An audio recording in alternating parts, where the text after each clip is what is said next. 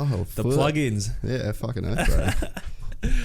It's got to look good. Righto, so I'm here with Josh Kuhne, the man of the moment.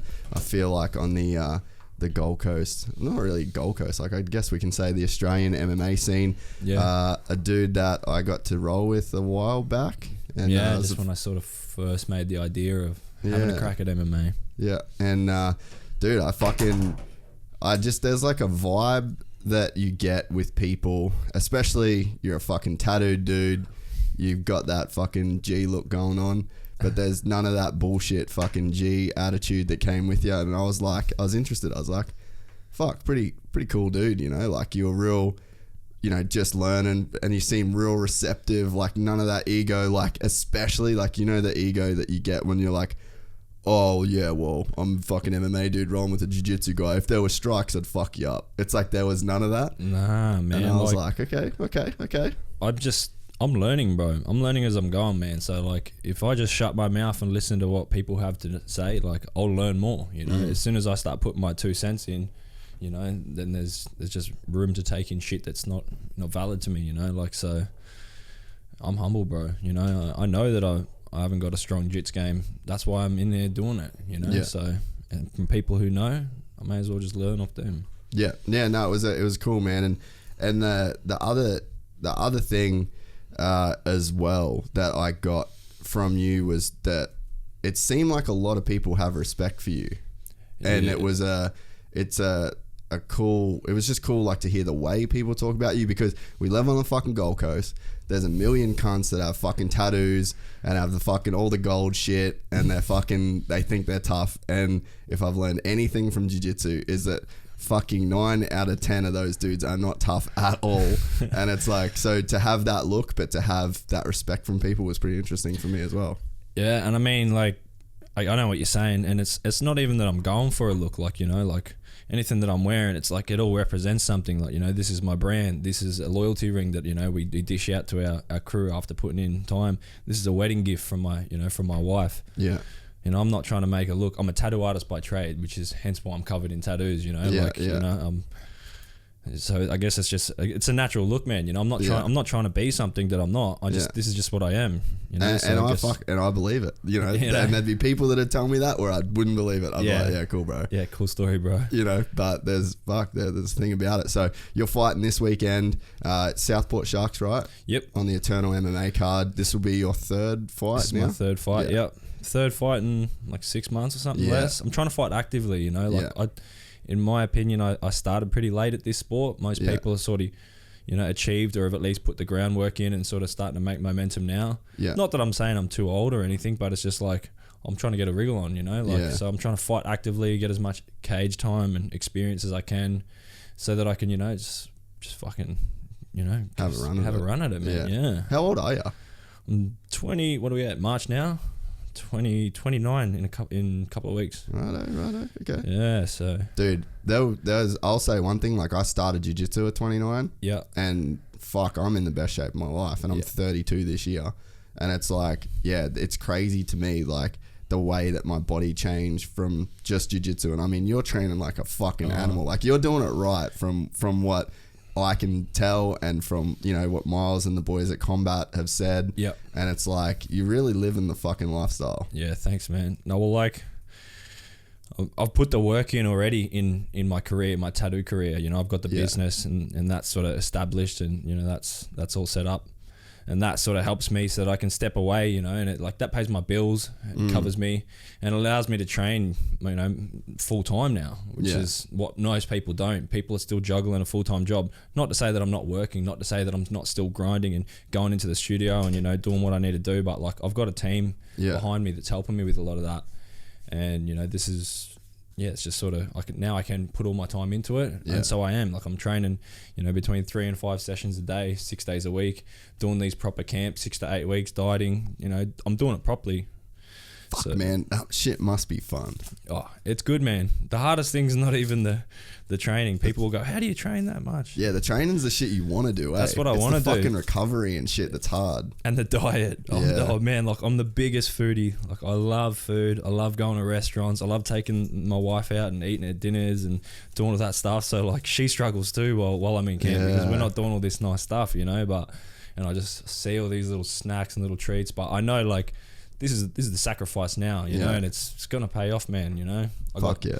Got Geordie, the fight dietitian, for the first time. He's doing all my stuff, man. So like Nice. I feel great. I feel great doing all this, you know.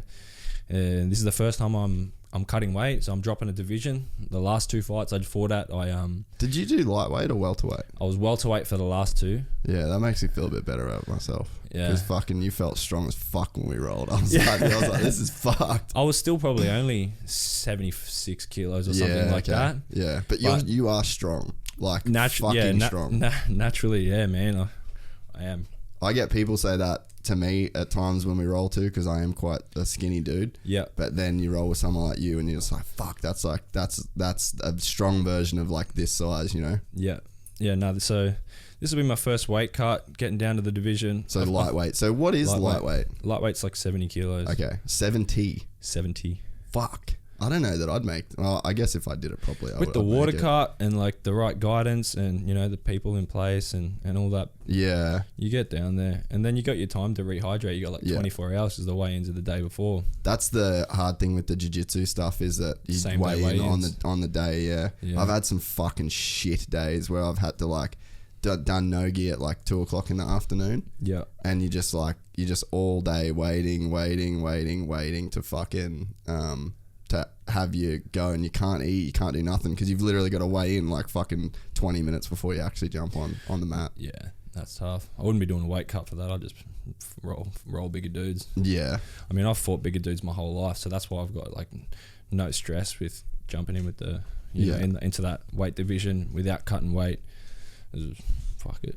So like we've got a couple ways we could fucking go here, because there's like a ton of shit that I want to talk to you about. Like even, dude, honestly, man, like I think full disclaimer here. I think the first time I ever saw you was your chick fucking come up on my Instagram at some point. Yeah. And then I like looked into her photos, and then I saw you, and then I like looked into your shit. So I fully think that's how the first She's a time glamour, so I don't doubt it. I'm sure a lot of cunts have done that too, bro, so no hard feelings. But dude, that just come to me then. I was like, I feel like I saw that, and I remember thinking like, I remember having that thought of like, it's fucking dope that you got that. Got the matches, sorry, man. Sorry, bro. All good, bro.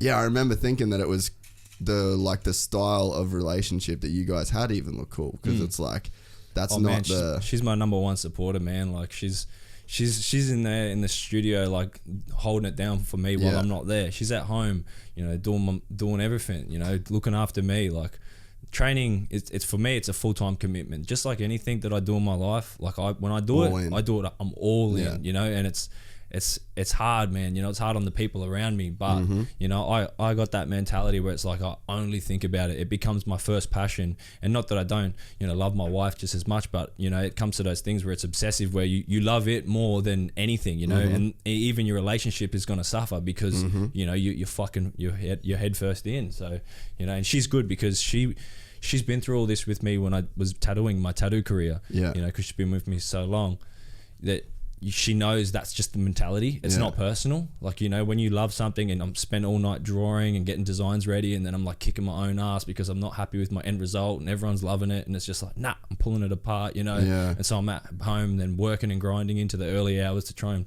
better myself again, like, you know, but it's that's what I mean, man. There's fucking angles to this thing. Like there's so many layers of, because I mean, I've done similar shit, you know, like this is essentially my second career now because of, like, I lived in America for fucking like 8 years in California, and I think I need to turn the fan on, actually. I wonder if it's fucking on right now. Sorry, bro. No, it's all good. I got an exhaust fan for this very reason.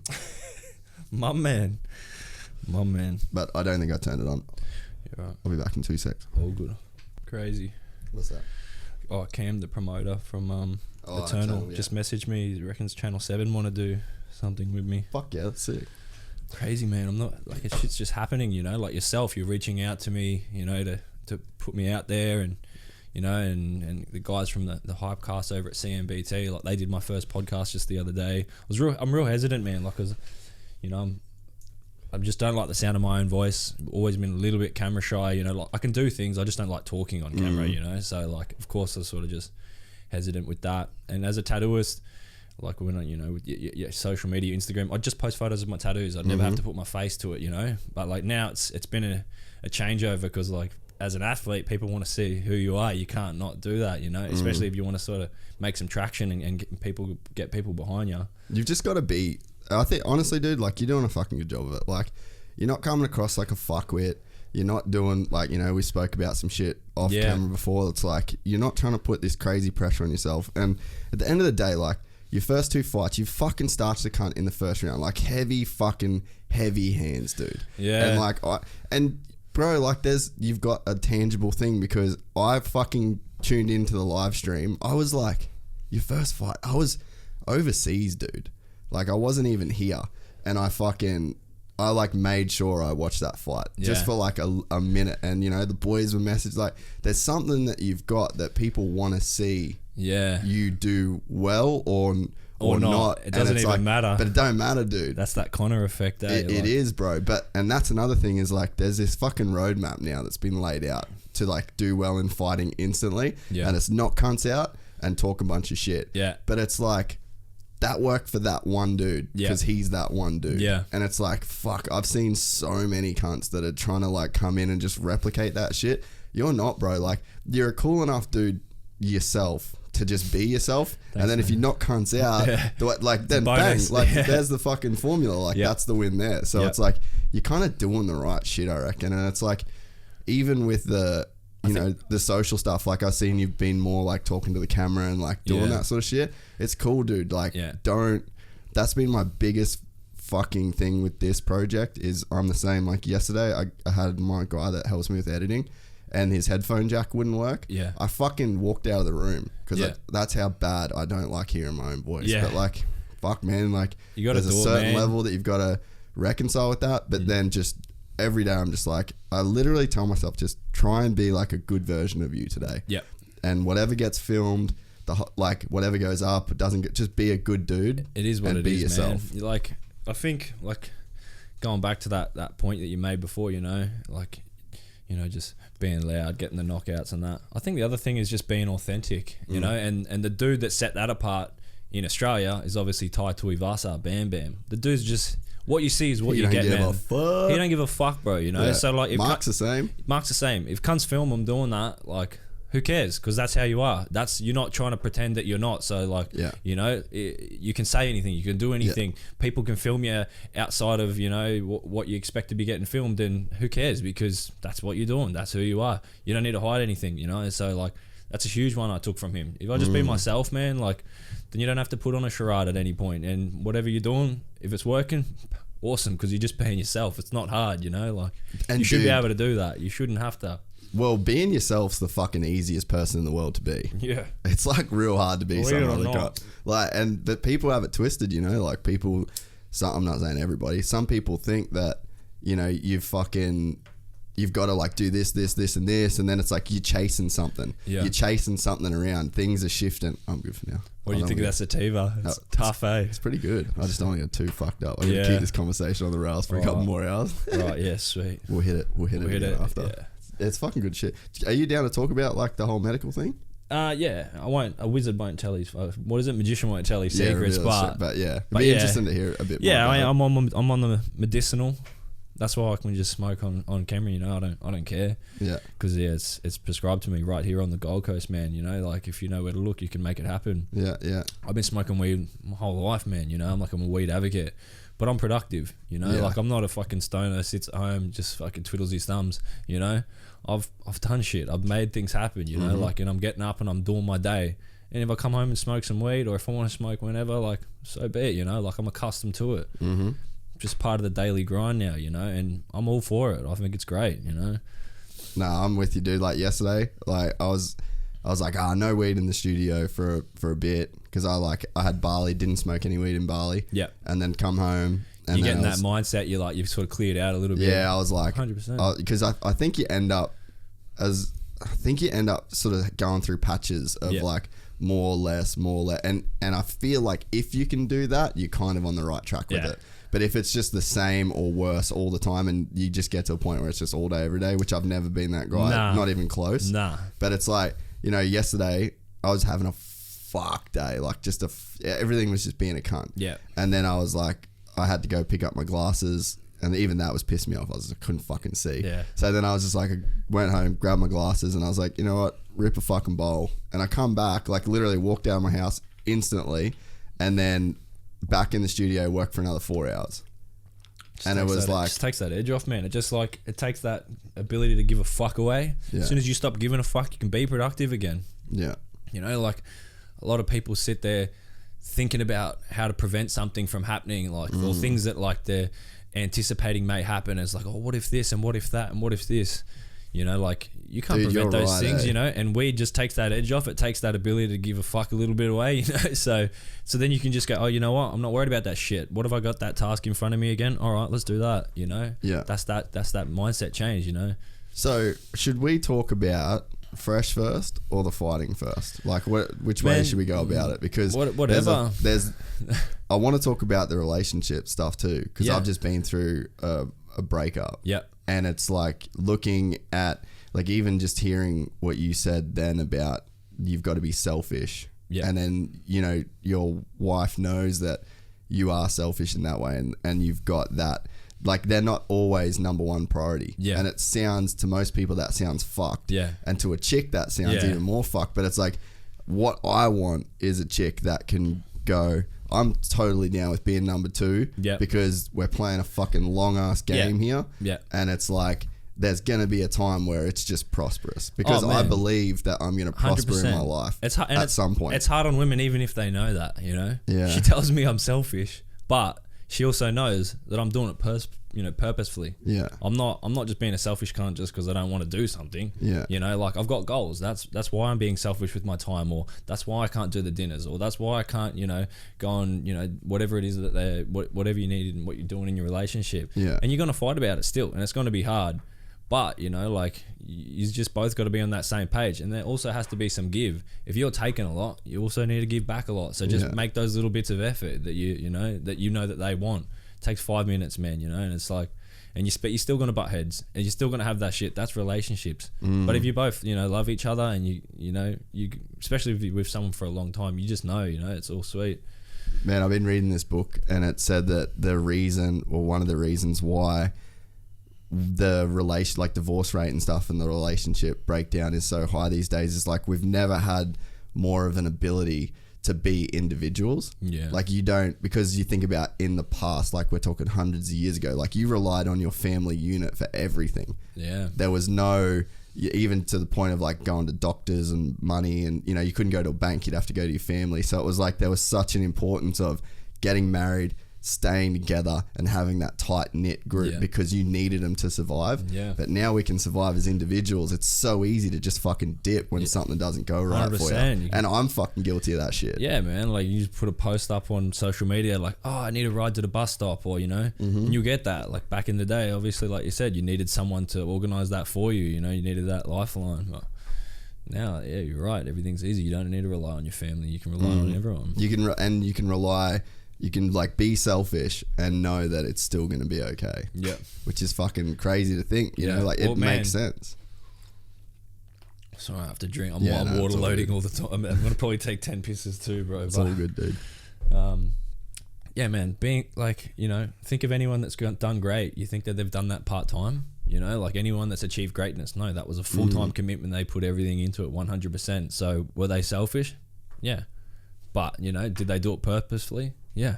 And like, what do they do? What's their picture look like when they do reach that place? Is it like, are you then giving back to your family? Yeah. Are you then giving back to your friends? Are you then helping people that helped you? Yeah. Is it like, because I think that's the guy you need to be. The other thing with those things and those people is there is no end goal. Like even if you make all the money, you know, you've got to achieve something even greater. You know, you're always going to be setting out for those things.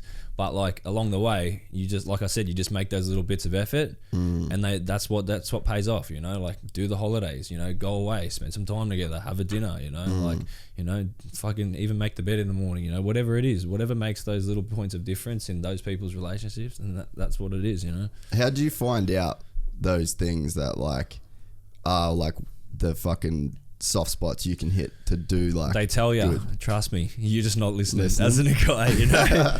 That's like, fucking good. Like, this is good shit to hear, bro. You don't spend enough time with me. All right, I'll make an hour tomorrow. I'll put it in my notes. You know, make some time. Boom. Is that how you're running your shit? Like, are you fucking even talking in that same level of like authority? Everything in your life, you got to do it. You got to do it properly. Otherwise, you're fucking around. You know, like, and it's easier if you stick to a program. It's easier to stick to a program. You know, so make your life program. You know, and set it out and do that shit. It's fucking true though. It's true. I'm not saying that I fucking follow it to a T. I also fuck up. You know, and don't put that pressure on yourself. But have some sort of structure to your day. So where did all this shit come from? Because I know with me, I was the kid that did the fucking paper route. I was the kid that mowed lawns. I was the kid that did the fucking car wash service around the neighborhood. Yeah. I had a job since I knew what fucking money was. Me too. And it's like, get the feeling you're that dude. It's like, where did that start? And like, why did that even start? Because I know why I did that. And it was around the way we didn't have money growing up. Yep. So it's like everyone's got a thing that leads them to do that early in life. Man, I don't know. I've just had that mindset early, you know, like, I don't know. I can't tell you if there was some part that it stemmed from, man, but like, yeah, early on, I just... Well, like, how did you grow up? I grew up sweet, man. I come from a good family. You know, I always had a roof over my head. I got 2 brothers, real competitive, you know, but I had a good upbringing, but also in the same sense, you know, I was straight to doing the wrong things early in my life, you know, like I was attracted by the fucking gangster life, you know, so you get caught up doing this and that, you know. What is the thing that attracts you to that shit though? Because like, I think it starts as like being a naughty boy as a kid, and you know you get a giggle out of that, like you know that you're doing the wrong thing, and then sometimes some it kids carries. You just can't say. Yeah, fucking oath. And sometimes it just carries for a little bit longer, you know. Yeah. Mine carried it into my teenage years, and you know probably early 20s, and then actually tattooing was the thing that made me go, you know what, like this is the first career that I'd sort of stumbled on that I'm like, I have to put everything into this. Yeah. Take a back step. So like, you know, from like, I think I started like 20 or something like that. At that point, I stopped going out on the weekends because I was working weekends, you know. Yeah. And then I stopped going and partying and doing this and that as well because I didn't have time. Because I had to be straight. I had to focus 100% at the task in hand, you know. And I wanted to do so good at it that like all those other things that I was doing was just like, you know what, I can't be doing this shit because I could be doing this, you know. That goal became, you know, my purpose at the time, and it did. It helped me fly straight, man. Like it was good for me, and it's been great for me, you know, and that's been my first stepping stone, you know. I've had like a 10-year tattoo career now, you know, and I love that craft, I love everything about it, but you know, now I'm trying something new, you know. I got to a point where I felt like I've achieved enough in that, and you know, and what I needed to do, and you know, I wasn't getting that same kick out of going into the gym and learning something new, or you know, taking someone's head off, or you know, just doing good and getting better, you know. And I guess that was like, you know what, this is my new hustle now, you know. This is what I need to do. And you know, it's something that I've always wanted to do from younger, was to fight, like, cause I always sort of had a bit of fire in me, and I knew that just from, you know, experience and experiences in life. But yeah, that just became the new thing, so now that's why I'm doing this now. That's what a lot of times it's like, you need the thing that will give you a reason to like that. It's just priorities really. I guess that's like the easiest way to say it. It's like you got to do enough things to realize what your priorities are. And for some people, like the most joy and the most freedom that you can feel is when you're partying. And it's like, it's because it fucking does feel really good. Yeah. And it's like, and you connect with people too when you're partying in like a weird fucking way. Yeah, it's just not hard. But also the things that are hard also have good feeling like that, you know, like sense of reward when you achieve something, you know, do something where you get a pat on the back. It's the same as when you're out and you're drunk and you're feeling great and you're feeling those good endorphins, you know. You just got to seek them out in a different way, something more productive.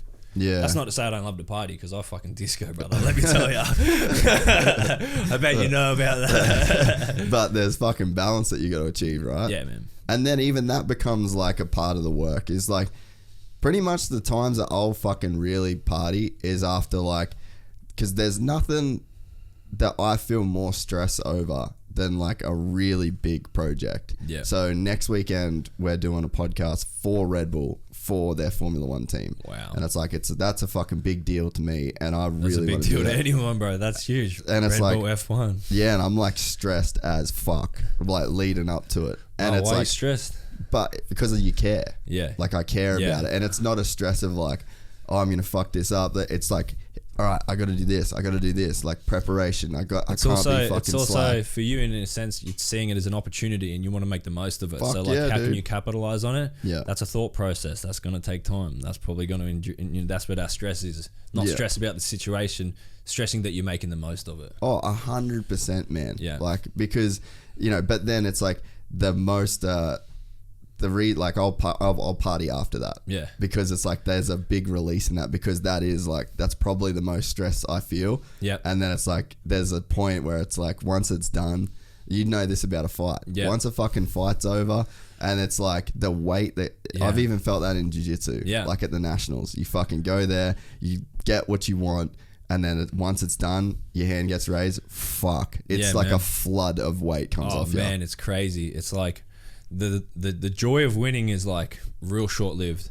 The aftermath of the fact that you're done with what you set out to do. That's the onset. Like good feeling at the end of it. Like it's not just getting your hand raised. That feels good for 10, 20 seconds. And then you walk out and it's like, fuck, I put all this time into something. I did all this. I missed all those yummy dinners, and I didn't eat the cupcake and whatever. I didn't get on the drinks and the other things with the boys. And and it's just like at the end of that you're like, fuck, now I can enjoy myself a little bit, get back to life, get back to doing those little bits of things that I took for granted at the time. And you feel good, that you start dabbling in having KFC and going having a couple of drinks with the boys and that. Dude, you're so right. Like that feeling lasts way longer. Like, and I've even said, I was talking about it to a friend in Bali, and I said like the feeling of one of the biggest, like best feelings I get about competition is like, because our team rolls up strong. Yeah. It's like we're all wearing the shirts.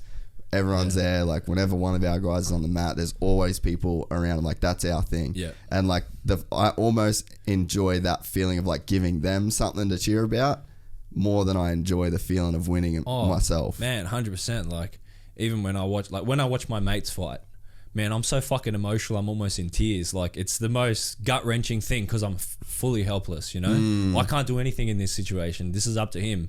When I'm fighting myself, I have no nerves. I don't feel nothing. I'm sweet. Like, I'm like, I'm good. Like, I'm just like, there's nothing I can't see out there that's, that's going to fucking, that I haven't seen before. Mm-hmm. So like, yeah, I know, like 100% watching my mates and they do it. I feel more passionate about that than doing things myself sometimes. Yeah. But that feeling you're talking about as well of just that relief. Yeah. Like that's what it's like, a comfortable relief. It's like you've almost proved to yourself like, fuck, yeah, I'm a bad cunt. Yeah. Yeah. And it's like you can live in that space of like, it's like a win to yourself. It's like you wrote yourself a check. Yeah. And that check was somewhere in the future. Yep. And then you had to go through a whole lot of fucking bullshit to cash that motherfucking check. Yep. And it's like, that's kind of that feeling. Oh, 100%, man. 100%. I hear you.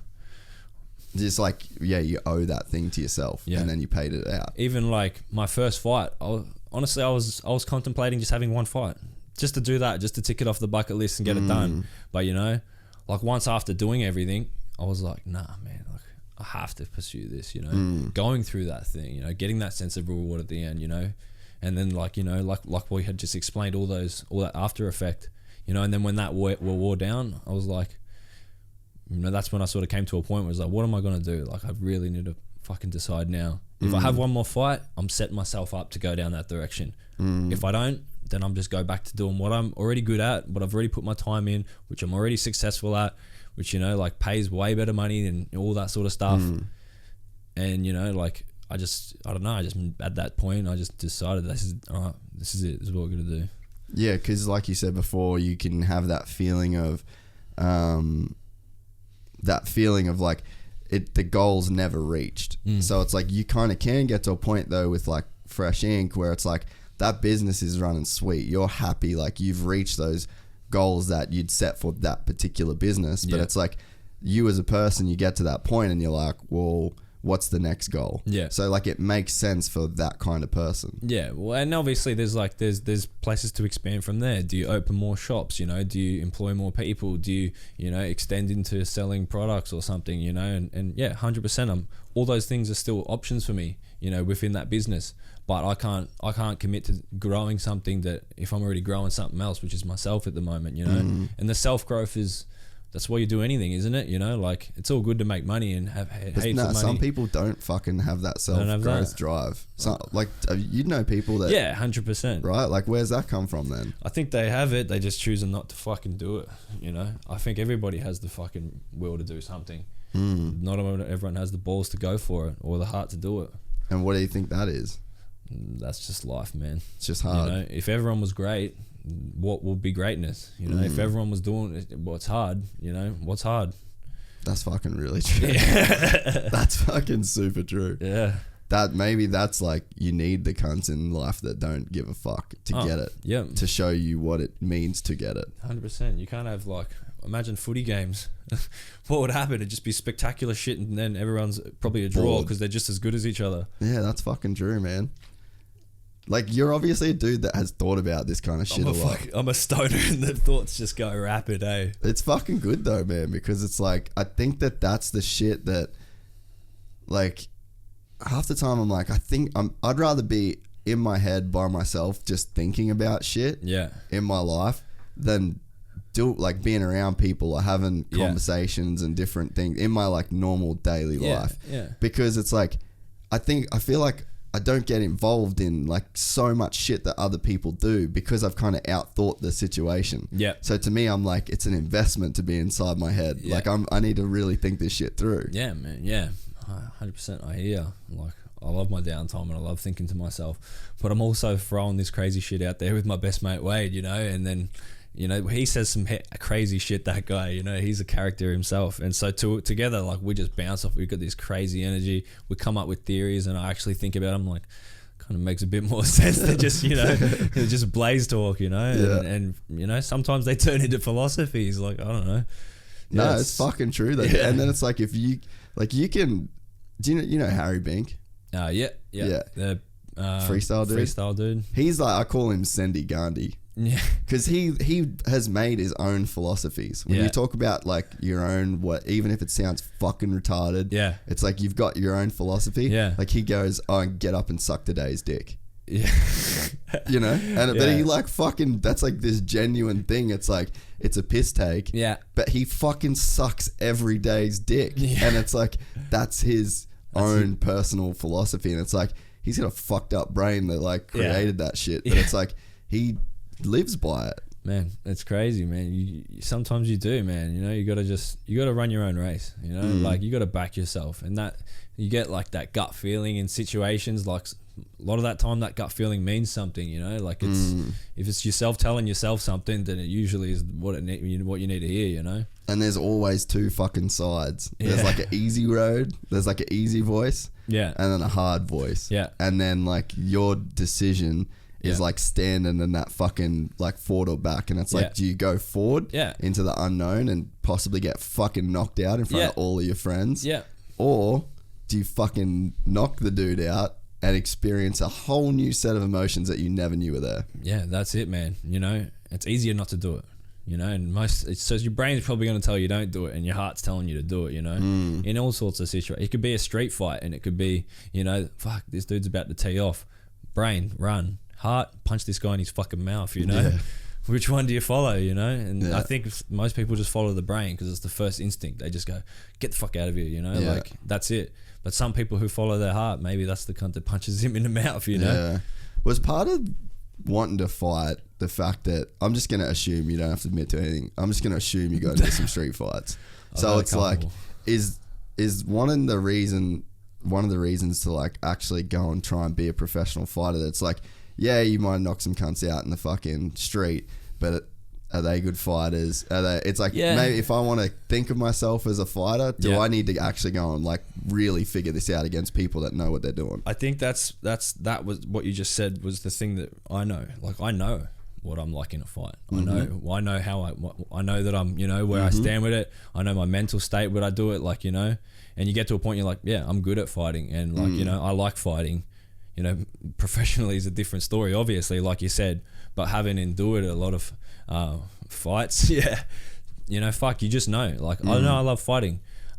Someone's told me once that they who has had a fight, that they'd never been in a street fight and they're about to put themselves in a cage, and you hear about that every now and then, and I wonder, like, what made you want to fight? Like, how do you know that you like fighting if you've never been in one?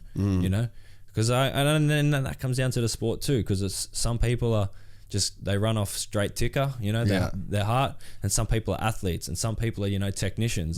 Some dudes have just got mad gas, and they're just like, I'm going to outwork this guy, whatever. And some people are just like, I know this sport so well that I can just pick this person apart. And then someone's just like, I've got the will to win, And what do you think you are? I've just got the will to win, man. I'm learning as I'm going. You're just a fighter. I'm just a fighter, man. Like, I'm running off heart. The first couple of fights, I really just got thrown in there, man. Like, I started MMA. I haven't even been training MMA for a year, and I'm throwing myself in for my third fight. Yeah, it probably was like maybe a year ago when we fucking trained. Maybe even probably about a year ago. And that's when I made the decision that this is something that I want to do, And I'm probably jumping in this way too early, but like, fuck it, I'm making it happen. Like, I want to run at it. So I know what you mean about that feeling, dude. Like, I know that's one of the things that I like enjoy about jiu-jitsu. Yeah, is like, even I know I enjoy a fight. Yeah. So like, I'll go to training and I'll roll with Fabs and obviously get fucking raped. It's crazy, yeah. And it's like, but I know, like, and I mean, I feel like he knows that, all right, I'm going to have to fight this little cunt. Yeah. Like, and it's like, we're doing jiu-jitsu and it's not a fucking real fight or whatever, but I know I can go and fight, and I just enjoy that feeling. And because of that feeling, I never lose rolls, bro.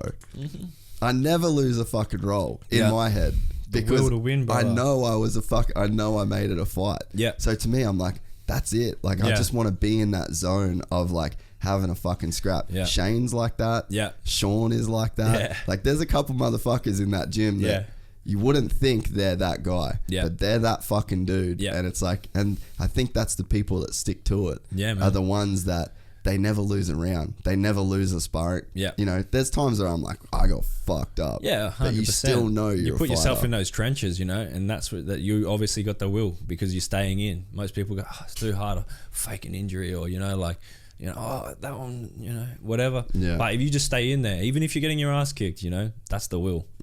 For sure. Dude, so like, I feel like if you had to draw comparisons of like a fighter from like America to here, you're like the Aussie Robbie Lawler, I reckon. The tattooed fucking Aussie Robbie Lawler. Just get in there. Similar fucking style, dude. Like, you know what you want to do, and that is just fucking bang. I just want to sleep cunts, like, and I think that's what people like, and for me, and that's why I fight and get these first rounders, because when I have fought, like, outside of the cage, it was just quick, just get the job done and fucking get out of there, you know. So I'm just sticking to what I know, like, people, they try to take it technical and slow it down and drag them into deep waters. I'm like, fuck this cunt.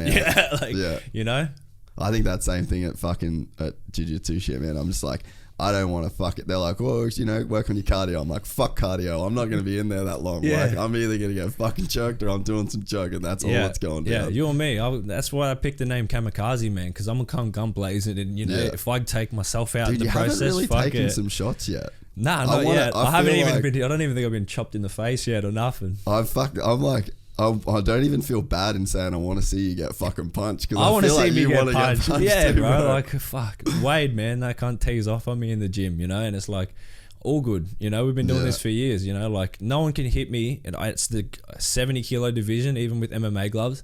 No one will hit me like that people hit me, have been, or I've been hit, Yeah. It's not going to happen. Yeah, no, that I know exactly what you're talking about, that fighter thing. And like, even the fights that I had as a like younger guy, like, there was always a weird clarity in them. Like, I just felt good. It just felt like, even you kind of had reconciled, like, I'm probably going to get punched in the face. I'm probably going to get my fucking nose broken. Like, but it doesn't seem to be that big a deal. Like, it just seems like not a bad spot to be. Who cares? You know, like, fuck it, you know. And you know what? It's like, some people enjoy it, you know.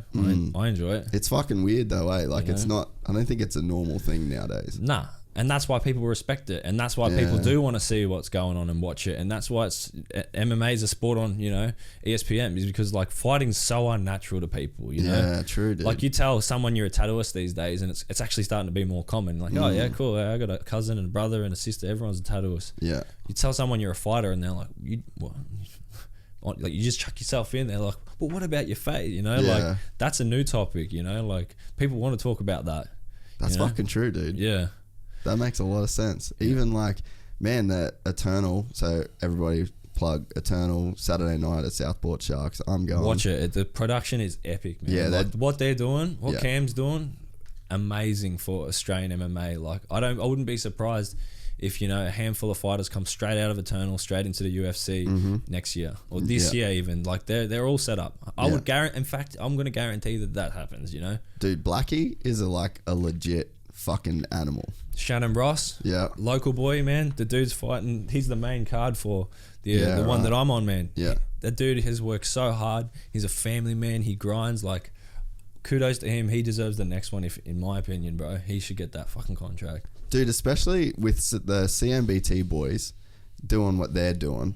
They've like built the first thing that feels like, oh, this is going to be like a fucking Gold Coast UFC thing. It's like, this is where all the Gold Coast UFC fighters are going to be. 100%. And it feels fucking real, dude. Yep, it is, man. It's exactly that. Like, they built the facility. They've got good character. They're young dudes. They're fucking legends. And they see what's going on all around the world. They're attentive to everything, from the nutrition to the training structures to the facilities to all the things.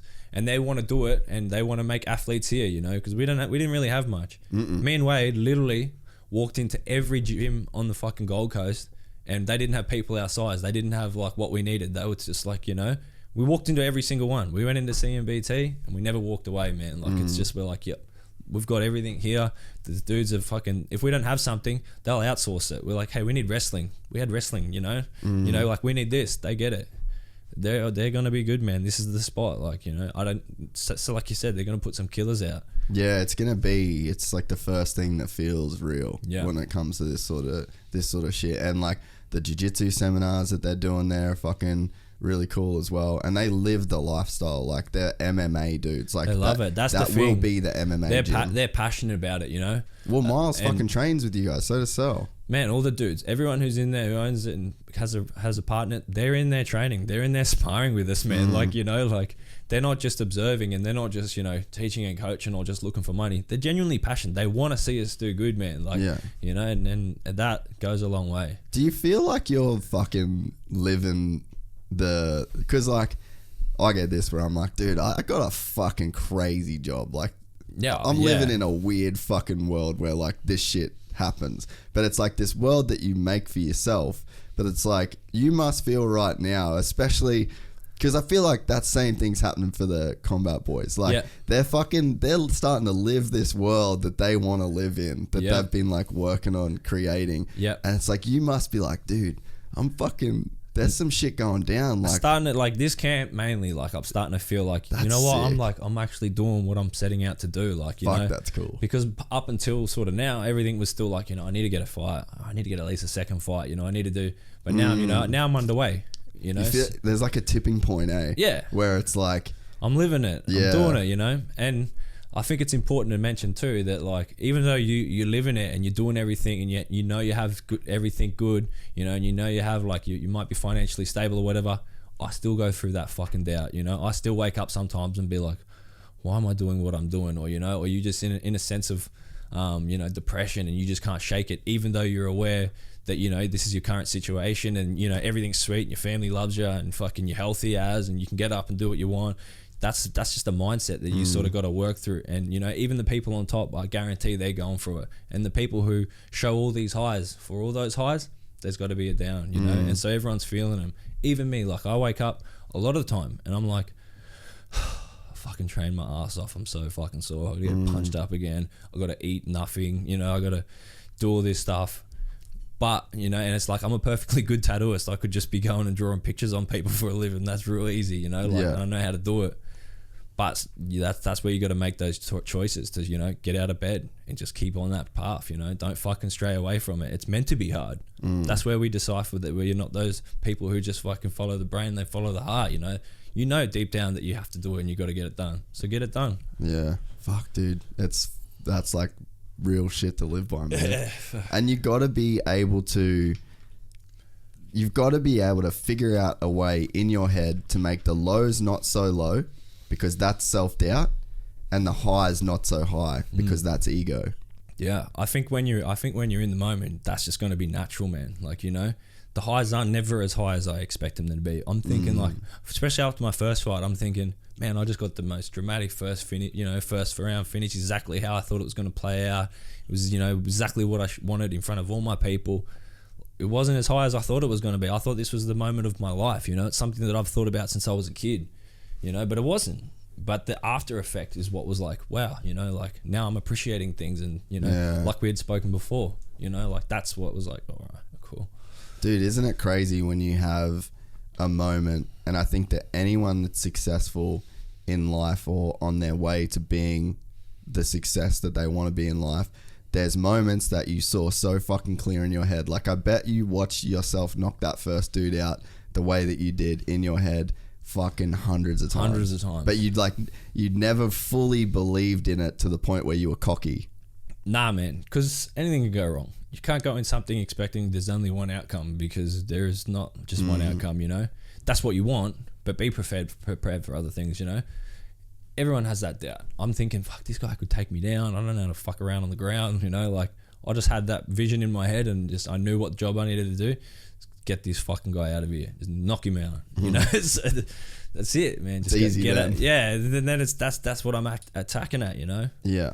Yeah, the thing that, you know, you're saying about control, that is insecurity. So, like, when insecurity is wanting to control the outcome so bad that you start to feel like anxious about it, and then that will be so much that you won't push through it. Yeah. So, like, when you can be mentally prepared in your head for fucking multiple outcomes, and like, I read a book about this shit, and it was fucking unreal. This top 10 Supercross dude recommended it, and then so I ended up reading it, and it was like, I was thinking to myself, I'm like, bro, I don't really have like insecurities and shit. Like, I feel like I'm pretty good.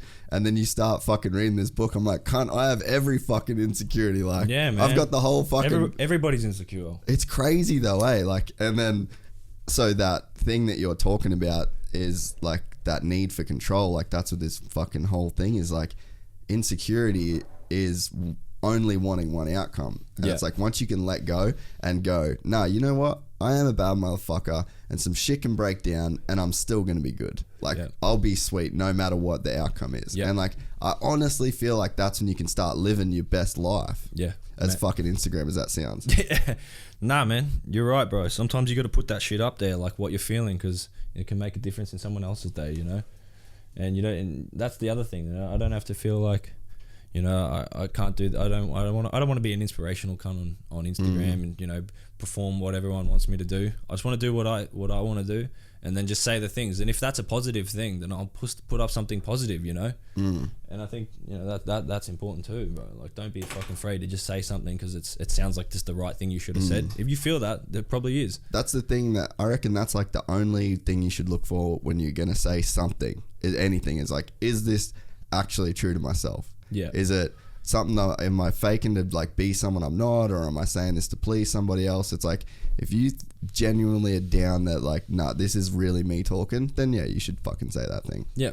And like, not everyone has to agree with it. Nah, and back yourself, man. You know, like, that's it, bro. Yeah, she's done. She's done. The Ulcetiva's alright, eh? It's fucking good, eh? Gets you going. Fuck, the whole medical thing, I think I need to fucking chase that up. I'll let you know my trick. Yeah, right. Magician. You know, we're going to get way too many fucking messages about that now. We write sorry, guys. Just work it out. Locals only. Dude, but fucking, I want to know about how the whole fresh ink thing started, because you're a young cunt.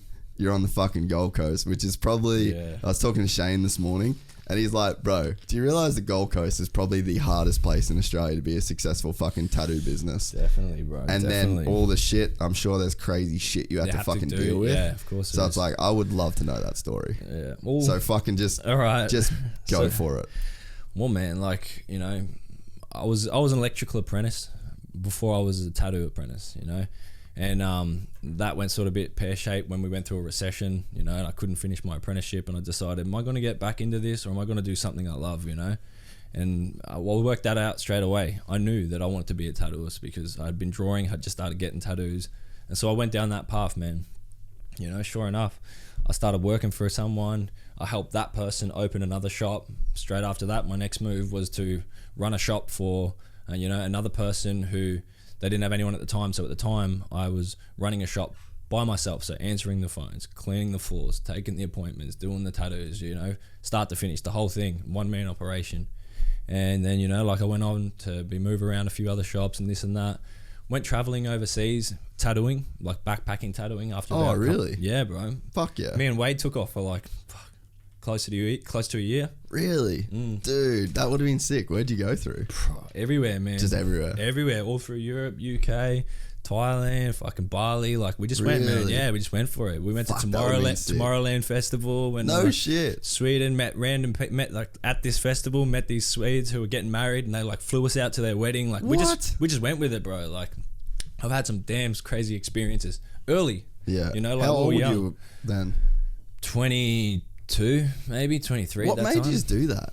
I was setting sail. I'm like, I'm out of here. I've just learned I know how to tattoo, and I can take that anywhere. You know, I can put that in a suitcase, which back then was like, it's not like tattooing now. You can put it in like a little thing and you can take it. This was like 20 kilos of like grips and machines and all your different inks and all your different bits and pieces. Yeah. And you know, like, so back then I was carrying around the world all this 20 kilos of you know, equipment, and then like you get your 7 kilos backpack. So it's like I'm literally backpacking with a tattoo kit, you know, which probably weighed fucking 300 kilos. Yeah, actually. man, it was fucked. But you know, so like, you know, being able to just work and make a little bit of money. So where did you do the most work? Like, what countries are sick? Everywhere. That sort of shit? I would just meet people and just be like, you know, and they'd be like, oh, you're a tattooist? Oh, cool. And I'm like, yeah. And I'll just hustle up a few jobs and then just smash them out in a couple of days, make a bit of cheddar, and then fucking move on, you know. And dude, that's a sick fucking travel gig, right? Yeah. Oh man, it's like, that's the reason. That was one of the main reasons I got into tattooing, because I wanted to see the world. And this is a craft that you can literally pack up into your suitcase and roll with, you know. Yeah, right. And so that was so appealing to me, because I knew I had to see the whole world. You know, I'd traveled like Thailand and that when I was young, and I'm like, nah, I got to go see things. There's heaps out there. Because you grew up on the Goldie, eh? Yeah, I grew up on the Goldie. Did it feel like a bit of a small? Because like I grew up in Cairns. Yeah. So that was a thing for me. Like, I was always like, fuck, man, the only place I'd left was like bush. Like, I'd gone up the Cape. So I was like, man, there's so much shit I want to go and see. So did you have that same feeling in the Goldie? It just felt like an echo chamber? I love this place. This is my fucking home. This is my paradise. I love my people. I honestly love the Gold Coast. I should be a fucking Gold Coast ambassador. I'm sure you will be. But they'll give you the key to that bitch. Vote one, Josh. Wait, I'm telling. We'll say it right now so we can play it. At some point, they're going to give you the key to the fucking city of the Gold Coast. Man, I hope so. Do they do that shit? Oh, fuck. We'll make it happen. I was going to say, who the fuck? I'll apply for a key. I'll make it. We'll do an award. But nah, I think it was just more like, I'm a curious dude, man. You know, like I had to see things. You see it on TV. You see these things, you know. I'm like, I got to go to these places and see these things and do this stuff. And, you know, so like, yeah, when I got the ticket to do that and had an ability to go out and do it and hustle up, not to say that it's easy, not to say that any tattooist can move around and make money. Like, there's a hustle in it. There's a hustle in that too. Yeah. Don't get me wrong, that's man. That's a talent, bro. It is, bro, you know. But, you know, yeah, well, I did that for a bit. We went around, came back, and that's at the point I was like, well, you know what? I've helped someone build a shop, because at the time I was just coming out of a trade. So I was literally helped them build it, like build the counters, paint the walls, do the murals, do the electrical work because I know how to do the electrical work, do a bit of chippy work because I know how to do a bit of chippy work, you know, and just did all the things. So I'd actually built a shop, and then I'd actually run a shop by myself. I knew how to do it. I had all the tools, you know. So I just came back, hustled up, worked here for a bit, 6 months or something, made a bit of money, just saved it, like just didn't go out, didn't do nothing. and then decided to open a shop and just had the fucking pick the biggest one because I had a big dream, and man, it was hard, you know, like I got a 330 square meter shop. Dude, and what? it started off with 2 tattooists, me and Gino Casey, man, and he's still there. Like, really? Yeah, he's my boy, man. Like, he's been cool. fucking loyal to me, you know. Like, I bet, like, he was the only cunt that believed in me when he seen the size of the shop. He was like, you know, if he had his doubts too, he voiced it, like, what are we gonna do, man? I'm like, I don't know. You just do your work. We just do this. And you know, he that's helped me. fucking sick. That was probably like the best time in that business too. Yeah. It was like filling that shop out the first time. Man, it was like, what do you do with all this space? You know, we tried to put a skate shop down there, you know, like it didn't work. We had fucking arcade at some point. We had all game machines in there. That shit was loud and noisy, like what we're tattooing, so that fucked off, you know, like. That's fucking sick. You know, That must have been fun, but it was an old Blockbuster that had been cleared out, so it was one big open space. And if you ever go in there now, like we've built every wall. Is it the same shop still? Same shop. Yeah. And so yeah, man, we built this thing and we had it, you know, eventually, yeah, it just sort of grew into this massive thing. And I hustled, everyone hustled, man. Everyone who came through, you know, we put in grind. I made my mistakes, you know, I made all these errors. I nearly lost it. I didn't make money for years, you know, like just like they tell you in this, you know, stories when you're trying to open a business and someone's giving you those advices. I went through all that stuff, you know, and to the point, you know, yeah, and like obviously the other thing was, you know, where you're getting at and the shit that you have to get through. Yeah, I was gonna say, like, I'm sure.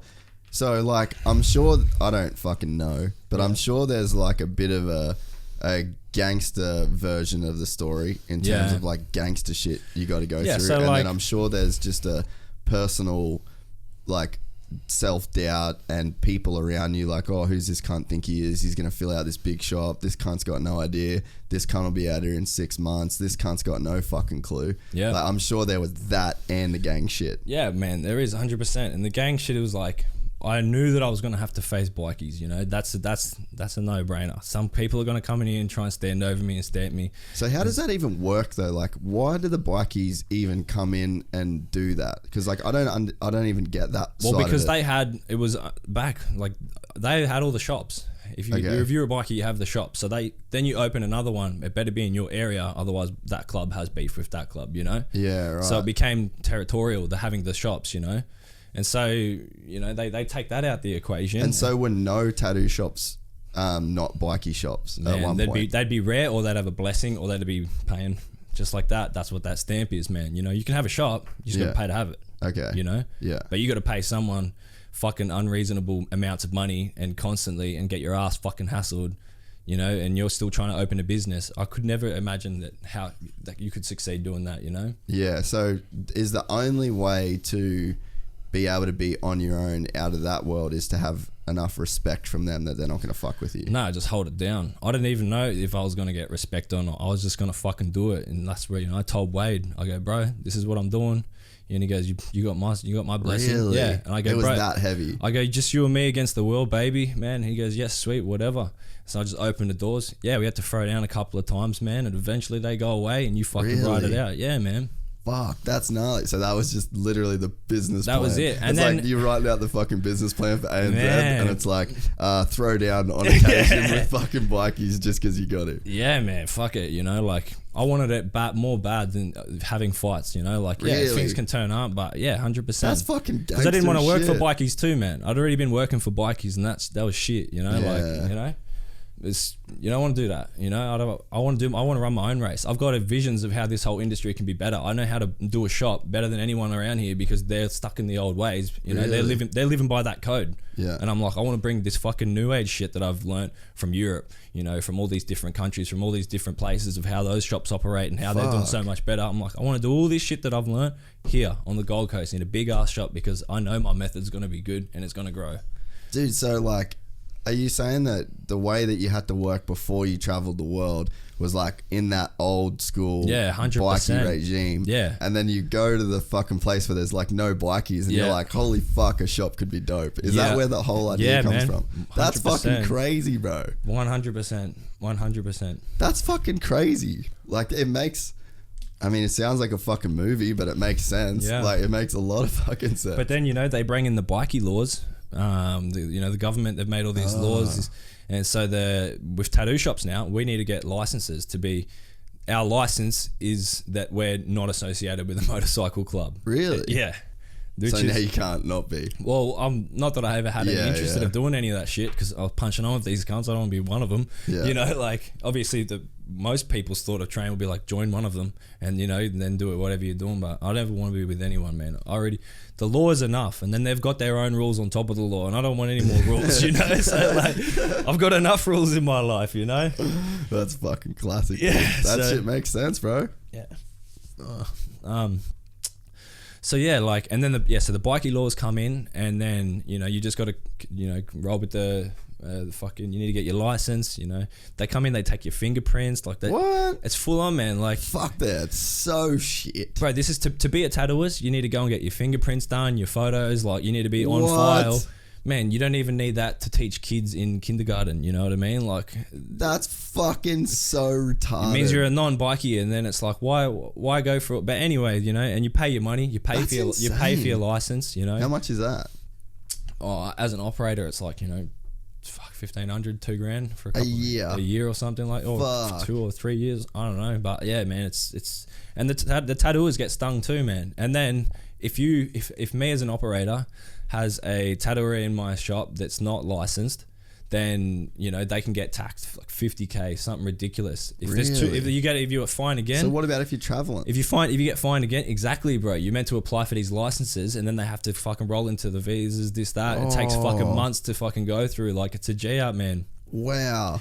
So that also ruins our industry on the Gold Coast, and like Queensland, New South Wales are doing this, because you can't just have people come and go. That's why tattoo booms. That's why it's like so cool, right? Is you get people with different styles coming through different shops. It adds to the culture. Meet these people, they come in, they learn different shit from each other. Like, for the artists, 100%. Like, you know, they're learning off all these people who are coming from different countries, and those people are learning off us. You know, it's like, it's a culture thing, man, and it's like, that's why art. It is, you know, and they've got that. Everyone's from a different walk of life. They're like, tattooers are misfits. You know, you got like hardcore. You got which gangsters, is why it's so fucking cool. Yeah, man. Why does just some fucking random Joe that's got nothing cool in his life want to get like a tattoo for? Because it's like literally buying a piece of like cool fucking culture. Man, you're just wearing your favorite shirt every day. You know, like that old one. But yeah, man. So like, well, getting back to what we were talking about, you know, the government, they make you pay for these licenses. They do all this thing, and they, you know, implement this.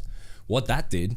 Yeah, it closed out the bikies, but it opened the floodgates to open tattoo shops now, because now everyone can do it. You know, there's no one stopping that, and there's no one policing that. So in the last couple of years, our influx of tattoo shops has risen by, I'd imagine tripled, quadrupled more, man. You know, like they're popping up every second shop. It's almost turning into the Thailand or Bali, where they literally are on every corner. Yeah, you know.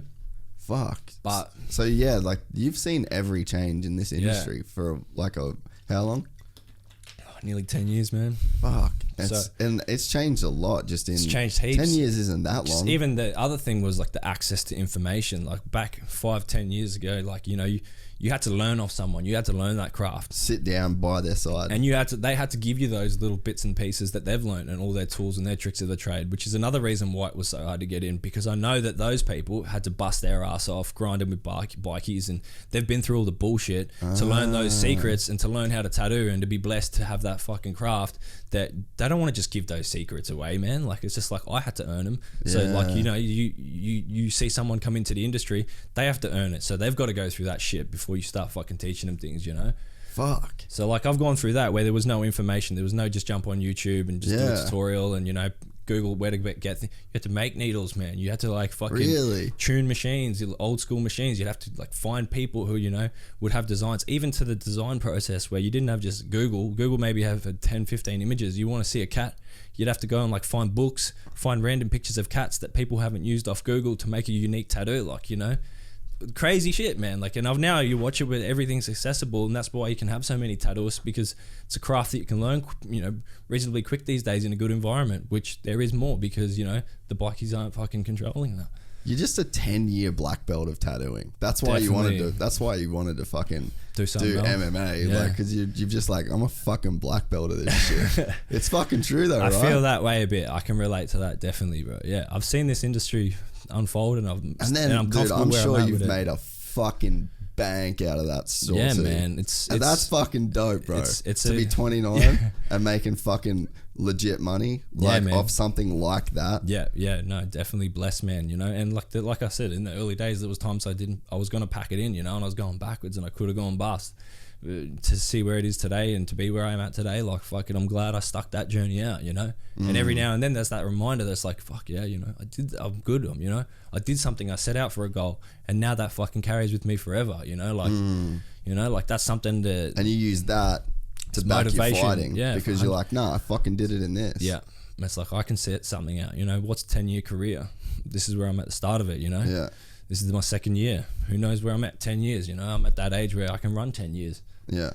Dude, like when I first started the film thing, so that's why I lived in America for that long. Yeah. Because I was filming over there. And yeah, when I first started, man, it was the same thing. Like there was no YouTube. There was no nothing, dude. Like I look back at how fucked up I did shit. Like even to where I don't even have any of my first footage. Because like I'd use it and then throw it away. Yep. And it's like, you have to go through so much shit through just this like manual fucking up. And now, man, like you can get so good at filming in like 6 months. You can do it off your phone, bro. Yeah. Cunts can make legitimate film clips straight off their phone and just be sending it out. Like you see these ads pop up, video ad, this, whatever. It can be someone off their phone, you know, and it's making I know what you mean, like, but you don't think that in tattoos, right? Nah, but like, man. Yeah, making your own needles, like fuck that. Like how hard was that shit? Bro, just gaining the information of how to do the craft, how to do the tattooing, the techniques, you know, what needles to use, what machines to use, you know, like down to everything. How does it operate? How does the machine fucking work? You know, like all these things. How long did it take you to feel comfortable? Never. It took me you know, like you still never feel comfortable. And if you don't have that, like, well, to like maybe not comfortable, but to feel like confident, I can do this. Confident. Yeah. Quick. Like, really? Yeah, pretty quick. 3 to 6 months. Yeah. Straight off the bat, because I threw myself in the deep end. Like so the first shop that I went into was like, I'm like, oh yeah, here's my portfolio. You know, I want to be a tattooist, and it was like, well, we kind of need someone to tattoo. Can you tattoo? And I'm like, fuck, I've done a handful. They're like, well, come in and show us what you got. So straight away, I was tattooing. You know, I didn't get put through the rinses like most. You know, like so that's why straight away I was, you know, I was like, all right, sweet, I'm going for this thing, man, you know. Did you draw much as a kid? Always. Yeah, and you had that confidence. Yeah, I drew all my bookwork as a kid was like, you'd have like 3 pages of bookwork math, and then from the back pages just littered to the front in just doodles and scribbles and drawings and, you know, funny things or whatever. And so, yeah, I was always drawing, always doing bookwork. Loved art in school. Always I was going to say, excelled. did you ever like graph and shit? Yeah, man. I'm a hella painter. I've been painting fucking for ages, yeah. So you were so art was always a fucking direction for you, like a real direction. Always, man. How does the whole like art and fucking gang thing mix though? I don't know, man. Because it sort of seems like it does in a lot of places, right? In ways. Yeah. I mean, you've got sections of it that don't, obviously. Yeah. But it's like it does seem a little bit linked in places. What do you mean, like the gangs things, like the? Well, like just trouble and painting. Oh, you know what I mean? Like it, and then the trouble seems to link with people. I think it's just mischievous. Yeah. But sometimes, like some people do it for different things. When you start graffiti, like some people want to be noted and have their name up, and they'll just go and do tags everywhere, and that's their name. They're putting their name on everything. There's some people who just want to be artistic, which was me. I just wanted to do, like, you see these magazines with the most crazy, beautiful murals, you know, and only we appreciate it as writers. Yeah. People look at it and they're like, oh, cool, you know, but like or for it me, looks shit to them because they don't know. But, you know, for the culture and the people that are within that and who understand it and who do like it, like, these are the most beautiful things that you ever see. And that's why you're so drawn to it, you know. It's like, you want to make it. You understand it. You understand it. You understand what makes it good. You know? It's like when you watch jiu-jitsu. Yeah. Like I had it on yesterday while I was eating lunch, and my buddy Guy editing was watching, and he looked so confused, and I knew literally every technique and every grip. Yeah. So to me, that's literally graffiti. It's like he looked at it as like shit that they were probably going to paint over, and then I could see everything. Detail. Yeah. Is that how it is with graffiti? 100%. To fine tooth, you know, to like artists know exactly what they're looking for. What are you looking for in that shit? Oh man, it's so many avenues, bro. It's a whole nother jiu-jitsu in itself, that culture, bro. Yeah, and that graffiti, you know, and like it goes back to why do people get into it? Yeah, some people just want to get up. Some people love the art. And some people just, but it is fun, and like it's not always as mischievous and as bad as people think it is. And now some people make careers, like Matty bro, one of our boys. He comes to the shop, we sponsor him and hook him up with the paint. Unbelievable. Really? Yeah, man. He's the best. He's on the Gold Coast doing all these murals. What's his Instagram? Matty bro, at Matty bro. Really? Hit him up. Everyone should watch him. Check out his murals, man. He's Fuck, I'm getting. I'll do it now. Keep talking. Yeah, bro. But like, he's made a full career out of it now. He's got a family. He supports his kids off doing murals. Traveling the world. At the moment, he's over doing Mark Hunt's gyms. They're setting up all these Live Well gyms. He's over there painting all these gyms. Like.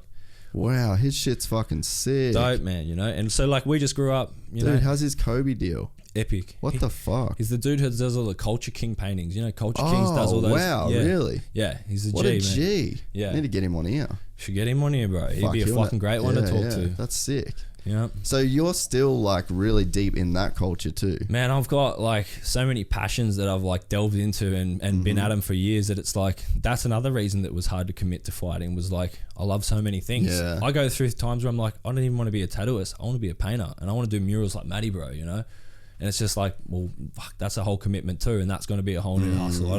You don't just pull 10 grand jobs out of the air, like you got to work for those things and you got to be putting in time and you got to be doing, walls day in, day out. And it's not easy to find walls every day. Exactly, bro. It's expensive hobby as well if you're not fucking, if it's not getting paid for. So what's a mural cost like in paint, like to do a wall like Culture Kings? So something like that. Well, it's like between $7 and $10 a can and you're probably going to need like, 20, 30 colors. Can be pretty exy. You're gonna have your buff. You're gonna have to need to get like an escalator. It was a fucking scissor lift to go up and down.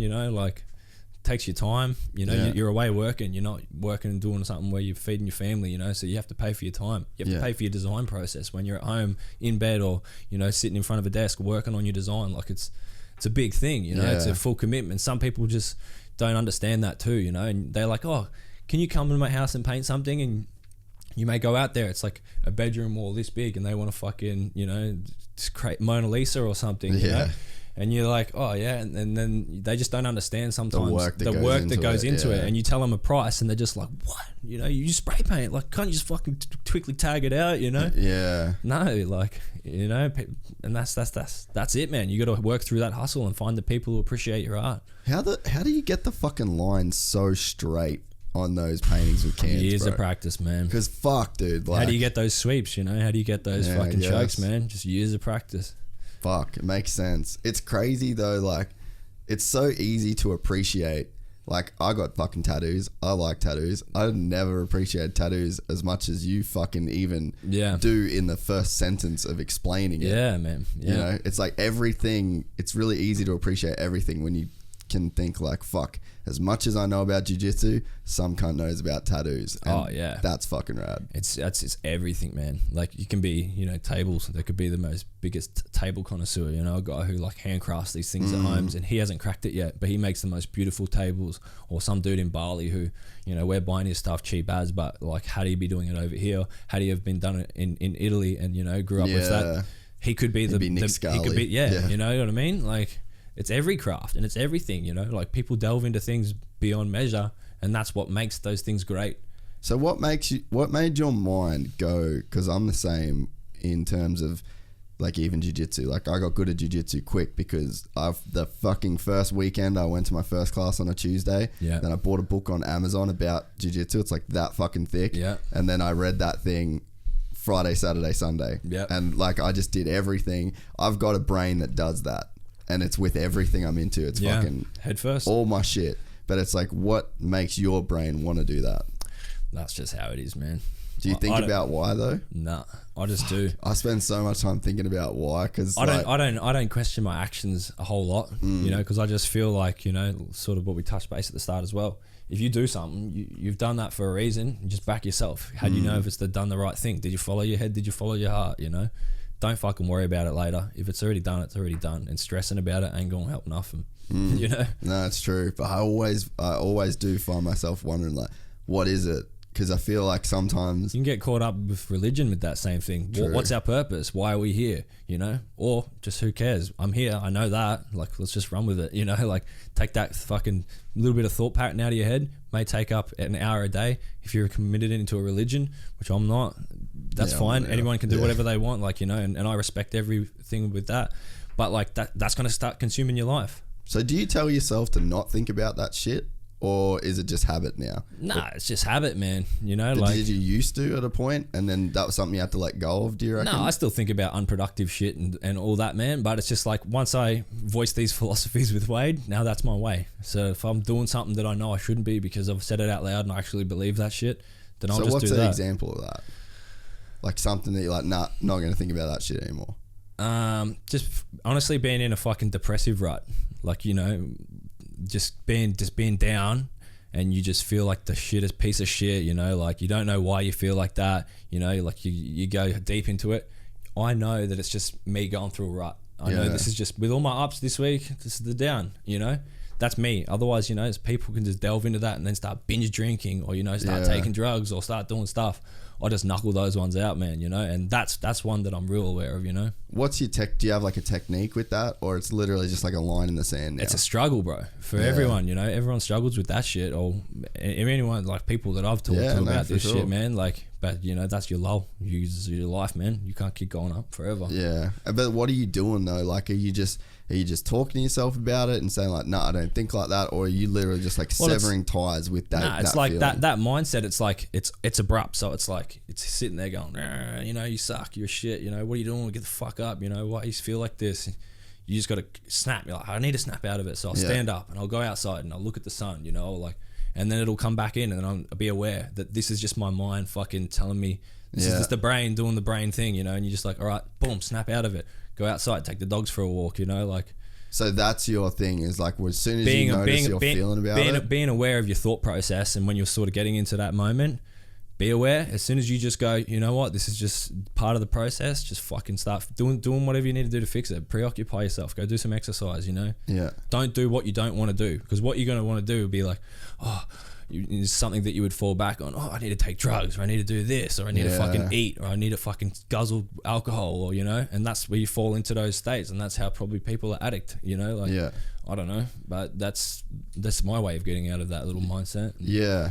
Nah, dude, it makes so much sense. And so you and Wade have like worked together over years of being friends at like these, you know, bouncing these ideas off of each other kind of thing. We just talk shit, bro. We're just the most, like, we're day ones. We've done everything together. Like, we've experienced the most heartache. We've, you know, and we've stuck it out, and we're just boys who are just so comfortable with each other. We can just say shit no matter how dumb it sounds, and we'll assess it at that time, you know. And it's just like, and we just live by our ways, and then it's been good, man. Like, we're doing sweet, you know. So it must be working. He's like family at this point. Yeah, 100%, brother. This is my day one. He's on this journey with me, man. Like, he's fighting.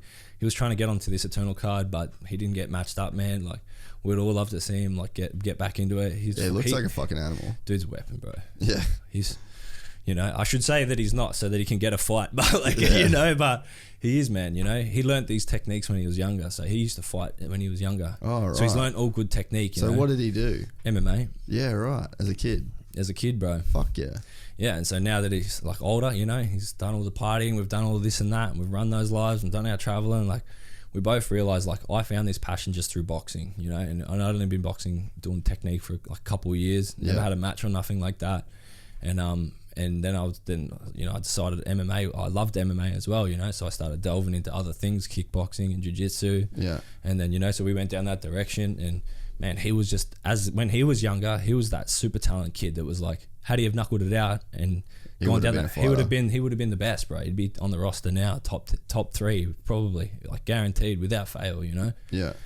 So he's delving back into it. He's like, all right, like, fucking, we're day ones, you know, we're boys, like, let's get this done, man, you know. Fuck, that'd be a big help. Yeah. On the days that you don't feel like training. It is, man, 100%. Like, having someone else who's got that same direction, same push, like, we push each other. What weight are you guys? The same weight?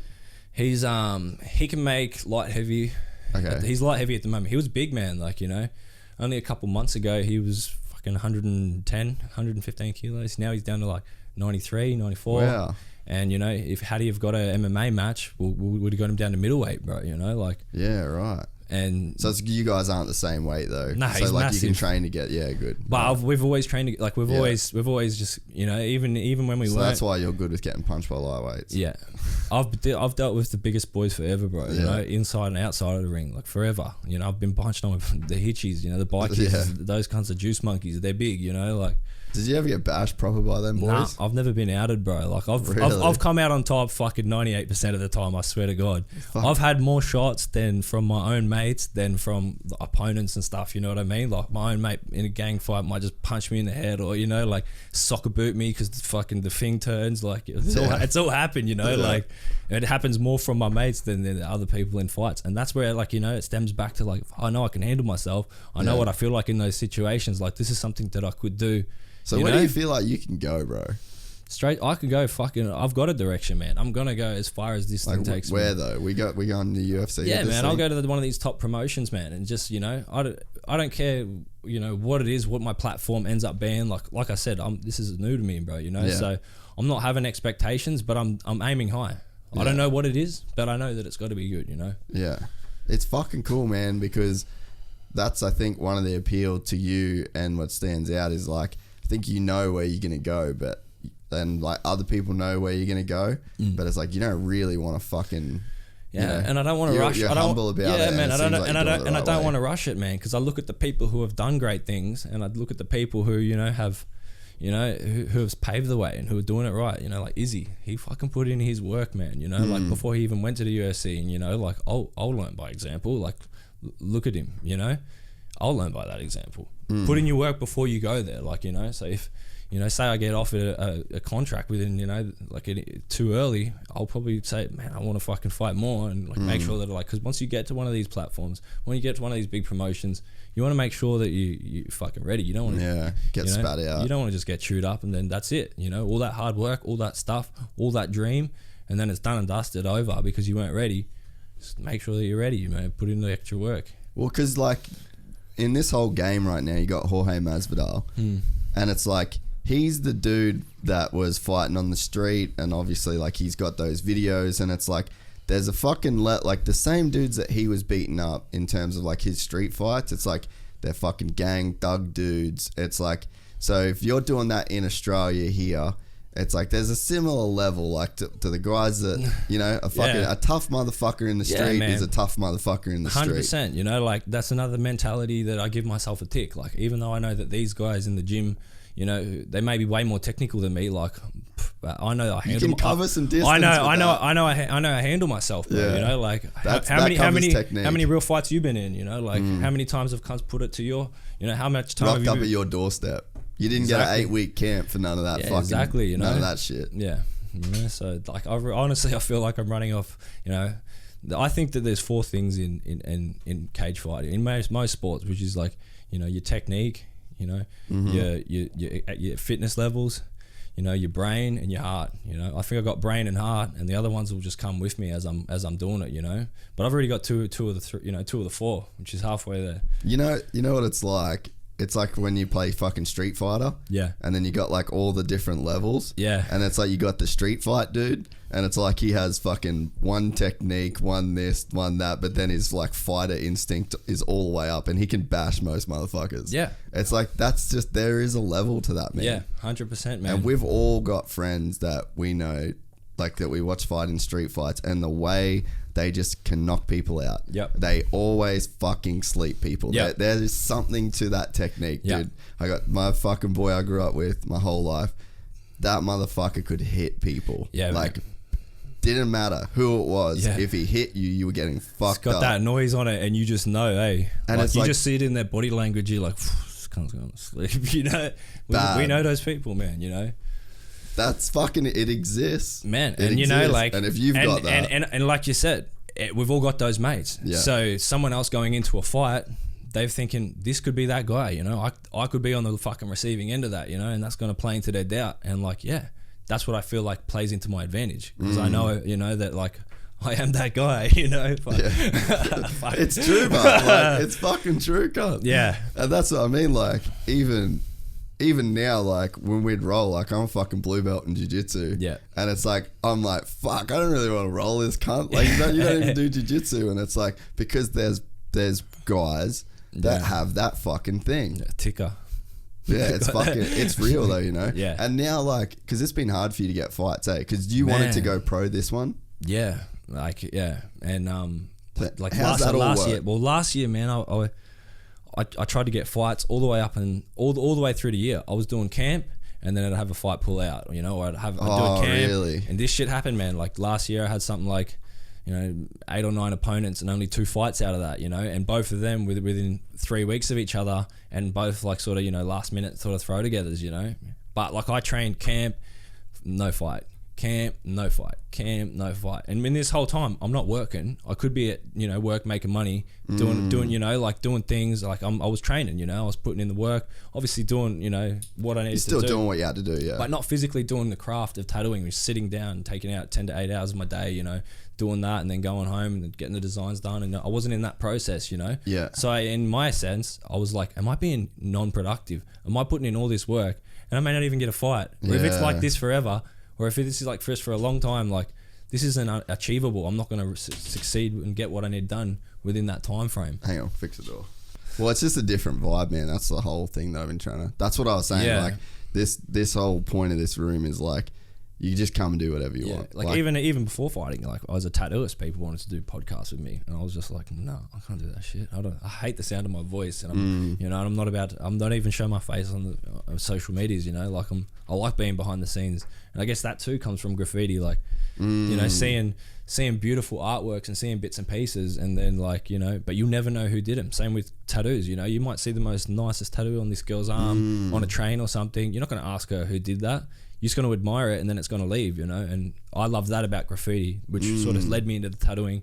But now that's. So what's that feeling all about, do you think? I don't know, man. I think it's just appreciation to being anonymous, like having to do something, but it doesn't need to get credit for it. Yeah. They just do it because they love it, and the end result's good because they were passionate about it when they did it. Yeah. I appreciate that. Why is that though? Like, where's that come from, you reckon? Because that's a cool thing to. That probably started from graffiti. That probably just started as like. So it's a feeling that you've chased, obviously. I think it's just grown natural, from watching it, going through graffiti to the tattoo, and that's the same mindset. That's most people probably have that mindset who are in those fields, and who do those things. Or is that a part of the culture of it? Is that you let your art go into the world and you don't get credit for it? Some people. Obviously there's the other spectrum of that where people just only want to be known. And they big mouth themselves and they put themselves out there. I was all good with not people knowing, I was all good with just doing something mad on the highway and driving past and just like, and your boys would know too, like, that's sick, eh? Yeah. Fuck. Yeah, that makes a lot of sense. I feel like I've never really thought about that much. Yeah. Like I like art for... Well, I guess that was something with the filming that I did. We did all the Red Bull stuff. Like, I felt like for 8 years, people didn't really know what work I did because before, when I first started, I started putting out videos on Vimeo, like before YouTube even. Yeah. And then people knew like I filmed that because it was like my channel in a way. Yeah. And I was putting it out for people to see. Yeah. And then when I went to America and started doing all the Red Bull filming, my name's never in it. Like, there's no credits on a YouTube video. So we were doing all this crazy shit and people would be like, oh, what have you been up to? And I'd have to send them a link to something that I did. Yeah.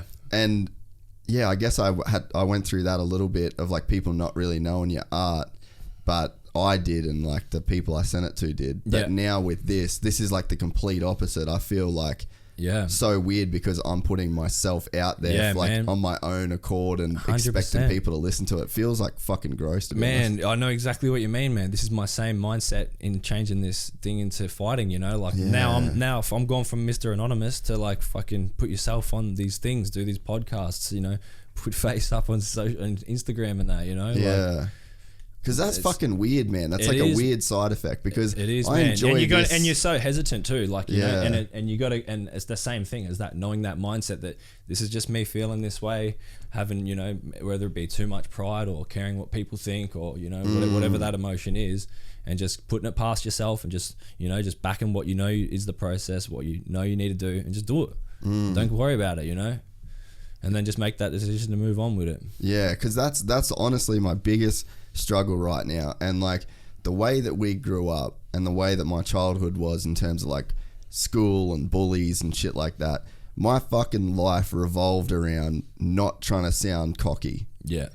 because that's why I got in fights with people. Me too, man. Like everyone was like, I was happy about being talented at this and good at sport and doing this certain thing. It's like trying to overachieve, I guess, in a way.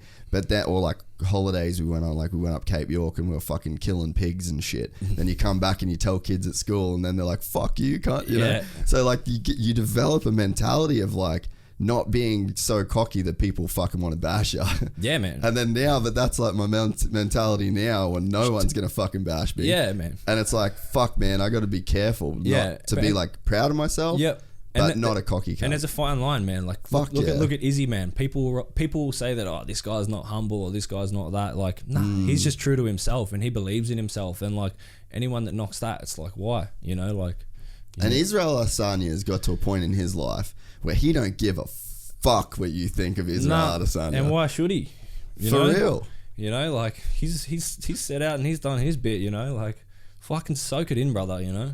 The way that he talks too, like. And this is something that all fight, like Israel Adesanya is maybe more important for the sport of mixed martial arts than Conor McGregor now.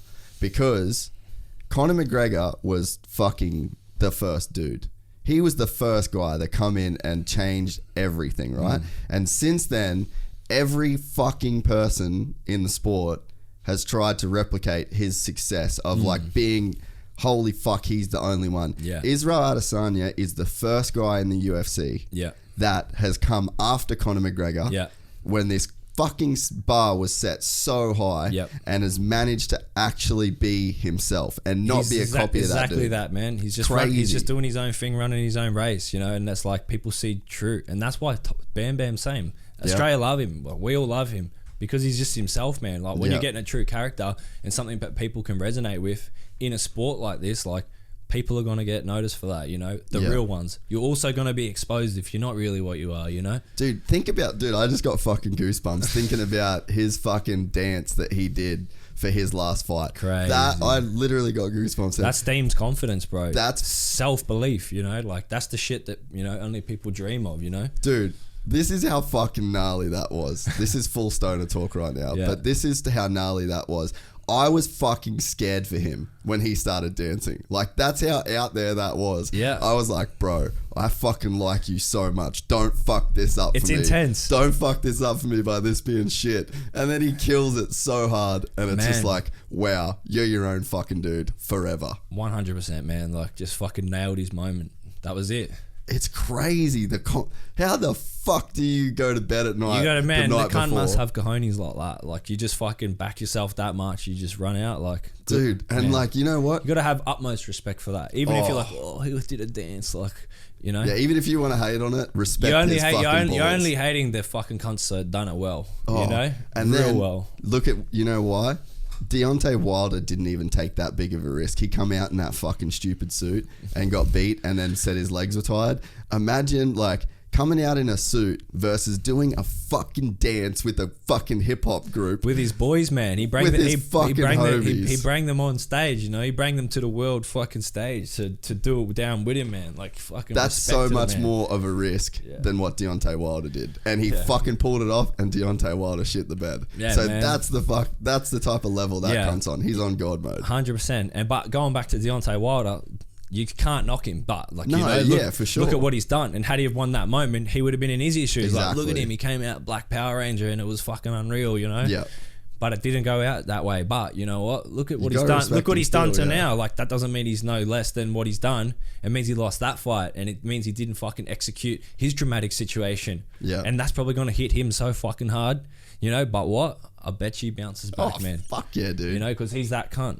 We're those people, you know. Like you just like fuck. That's the thing is, took like, a shot and missed. Like, well, we know that Deontay Wilder comes back because he's a megastar, right? Yeah. But like Adesanya went out on a limb even harder. Yeah. In terms of the dance thing. So imagine like what people are saying about Deontay Wilder. Imagine what people would have said about Adesanya. Yeah. Like he was risking everything. 100%. On his biggest fight ever. I bet he don't give a fuck what people say. Like you said. It's crazy. And that's why he does that shit, man. And that's why you got to have the utmost respect, because that's true. That's true doing yourself. When you don't give a fuck, that's people being themselves, you know? Like, dude, that is like God mode that he talks about. Like that concept, like you know that like the fucking stoner philosophies you were talking about, that's like one of his personal philosophies is God mode. Yeah. Like the way he always says that, he's obviously got to some point in his life where he's thought to myself, I'm in fucking God mode right now. Or he wasn't in God mode and he's going, I'm going to fucking get there and this is what it's going to look like. And that cunt's living there now. Man, he's said it early. Like he's written it, all this. He's set his path, man. He's picked his fights. He's made it happen. You know,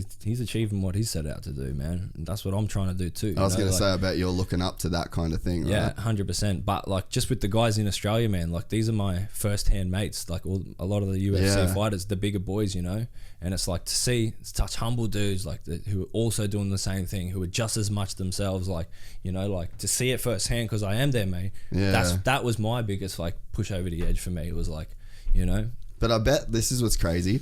I bet that people see you like that, but you probably don't see yourself like that. You probably see yourself as an outsider amongst all them. But all those boys probably would say the same thing about you. Yeah, maybe. Well, I know, like they've said to me that, like, you know, like I bring a lot to the table that's not fighting. You know, like I've got experience in business and life, and you know I've done a lot of things, like, you know, and so they feel like, you know, that's what I, you know, was, you know, bring my value to the table. That's what I felt that my value to the table was, you know, like I had something else that you know they weren't doing, and they can take lessons from me, whereas I can do the same, man. I'll take lessons off these guys all day, you know, because now they're on the path that I'm doing, you know, like, well, they're already at the path that I'm trying to do.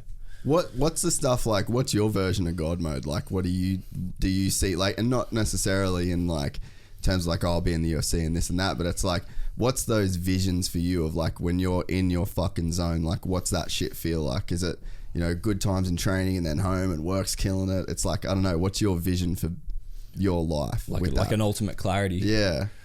Oh man, I don't know. Hey, I'm not one to like sit in a mode and like be happy with what I've got. Like I'm always striving to do something else, and once something's done, there's already a new task at hand. So it's like, it's probably a huge downfall for me that I don't stop and smell the roses. Yeah. But it's like, I was gonna say that gets hard to manage. I don't have a mindset whereas I'm like I'm infinite now. You know, like I'm just running with it. You know, I'm running off impulse, and I know that I'm doing that, but it works good for me. You know, so I feel like when I'm at my utmost natural, when I can just be comfortable with myself, like that's when I feel like, I guess maybe that's your question, like when I'm feeling like I'm just being me and it's like everyone's happy that I'm just being me and doing me, then I feel like, see, you know, like this is the best version of myself. Dude, I can hear, like, when you're talking about doing podcasts, I like hearing yourself on podcasts. I did one with Greg Rust, and like I can hear in my voice when I'm editing. That's why it kills me, because I can hear my own ego, and I can hear how comfortable I am with myself. And it's like a good show for me. And like I knew the Greg Rust one would be good because I listened back and there's like a tone in my voice I can hear. And even when I'm in the room, I'm like, this is like a good, humble, comfortable with yourself tone. And there's times where I'm like a little bit anxious and I don't sound like that. A little bit sad, I don't sound like that. But it's like, that's why it kills me to hear my voice, because I'm so hard on myself of like that zone of being comfortable with yourself. Especially when you're just rambling on, man. Like, you know, and that's what sometimes I'll just get on tangents and just fucking go, you know. And I say shit as stoner thoughts, you know, and sometimes they're not right. They're not good philosophies, you know, but I say them anyway. So like, of course I'm going to be hesitant to do this stuff, you know. I wonder though, because I feel like with Adesanya, he's probably just so much further down the path than we both are. I wonder what that fucking if that level, like if I can get to a point in my life where I'm pretty comfortable with myself, imagine being on his level of comfortable with yourself. That must be a good place to be. Yeah, man. And I bet he's got even higher expectations for himself. And maybe that's what it is though, right? And he's that kind of person. And they're you know, everyone's striving to be that, you know.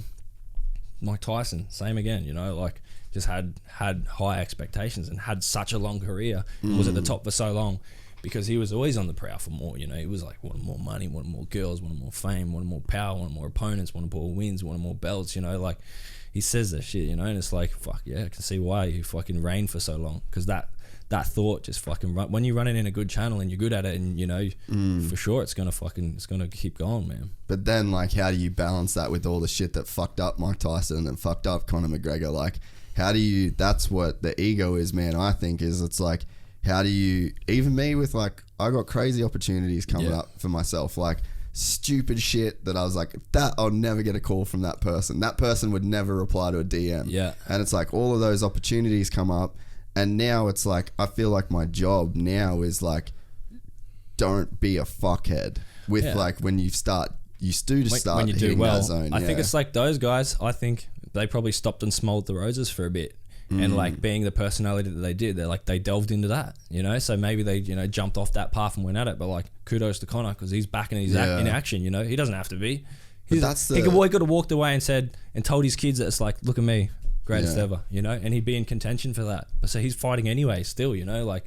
But that's the problem with like at some point though. And this is maybe the problem with everybody that fucks up, is that you start playing the character. Yeah. Like Conor McGregor, like he was being himself on stage saying the funny, dumb shit. But then it's like, then it goes off stage and then transfers into your daily life. Yeah. And then it's just business. He says it, man, you know. And so like a lot of it is that charade, but a lot of it is genuine because he can quick witty, you know. He can come up with fucking zingers like that. And but if you start playing your own character too much, then that's when you're smelling the roses, right? Because you're so involved in like playing your own character, as opposed to like your own horn, man. As opposed to being your best version of yourself. Yep, agreed, man. And it's like, 100%. That's it, man. Definitely. What were some of the big like hurdles for the business, like on just a personal and business side? Because like with so many shops opening up, like what's the business shit that you think you were good at that kept it or made it work? Marketing. Yeah, right. Yeah, I had an eye for marketing, still do, you know, and like I like it. I know I just try things. No, and I was like with this business, and still to this day, I'm willing to give everything to it. So I go, you know, I'm not a guy with like fancy cars or dripping in the nicest clothes or whatever. I'd rather be putting those money into businesses and to the people who are supporting me, and you know, going on with that. So that was my hustle, you know, like just staying driven and staying pushing, doing that. Yeah, because a lot of people don't do that. Like once they start doing well to a certain point, maybe that's just smelling the fucking roses. Smelling the roses, start getting hungry, you know, and then you're like, fuck, I'm good, you know, I'm on top, cool. Stay back, smell the roses. Everyone catches up. You're like, fuck, you know, and how the hell did I get back here, you know, like, and then before you know it, it's too late to make, you know, resolve what you've already. Just stay hungry, man. Just stay on it. Like, probably bad advice not to smell the roses, but like, embrace things as they happen. But you know, like, don't sit there and mellow out. Like, keep going. Well, I even saw Miles posted that because that dude works fucking hard. And like did you see he posted about Japan and said like we would have never done this trip? Yeah. And like we're glad we did it. And it was kind of that same thing as like he'd forced himself to stop and smell the roses. Well, but I'm sure he's still hungry as fuck. All of them, like Jesse, you know, himself, like they were all like, I could tell it in the last few days before they were leaving. They were like, I don't want to leave these boys. Like I'm about to have a fight, you know. So they're like, I want to be there to prepare, you know, like because they're involved with us, man. Like, you know, and you know, so like they're putting that pressure on, and I'm just like, man, just go. Like use it. I know, like enjoy yourself. You deserve it. Everything's going to be sweet here, you know. We have no fucking financial intake from this business, but we'll 100% offer all of our time to do whatever we need, and we're just students at this gym, you know what I mean? So it's just like that's how much these guys are giving for us, and that's like why they should go and do this trip, and they should go off and fucking have a good time because they're working hard on us, you know, like. But the real guy, like the real hustlers, they do struggle to spend time on themselves because it's like it is like all or nothing, right? Yep. Yeah, and that's probably like where my wife comes back into play, you know, because she makes sure that like we have time to do dinners, we have time to go on holidays, we have time to do this thing, you know. Otherwise, if it was me, I'd just be grinding, you know, doing whatever I am doing, and just fucking going with it, you know. I probably wouldn't stop for a bit and do this and go take on a holiday, recharge. That. Like if it was up to me, I would just fight back to back, camp to camp, you know, all year. I'd get as many done as I could, you know, but like I can't do a year like that, and you know, it's going to be too taxing on our relationship, you know. So we have to stop and do intervals, and I have to go back to work, and I have to go and tattoo because when I'm in there, the business booms, you know. It's got a good energy, like, you know, a lot of the people that are in that shop. Yeah, you're the heart and soul. I'm the heart and soul of that shop, you know. So I got to be back in there. So straight after this fight, I'm back to work, you know. I'm on the tools. I'm tattooing for a bit, you know, and then we go on a holiday. We go to Japan, me and my wife, and you know, in a month. So it's like, just have it. Like, otherwise, I wouldn't have planned it out like that. I would just be thinking, I'm fighting, you know. So this is fighting. I'm just fighting. Fight. You need that downtime, like, because I went to Bali for 6 days and just did like the full no phone, no nothing. I just went fucking. Had one podcast I posted. and then that was it. And I was like barely looking at my phone, like once or twice a day. Yeah. And man, I come up with the idea that is like gonna help me fix my financial problems in terms of like, because it's hard to do a podcast full time when no cunt's doing fucking podcasts, you know? I bet. So it's like, it's fucking hard to get enough money to just like keep the lights on. Yeah. And it's like, I didn't find an answer in this office. Yeah. I found the answer on a fucking trip that had full on downtime, and I was concentrating on like not being stressed. Like that was my whole thing, was like, just fucking cruise. Yeah. I pushed all thoughts of work out of my mind. Yep. And sitting there in fucking total bliss and comfort. Yep.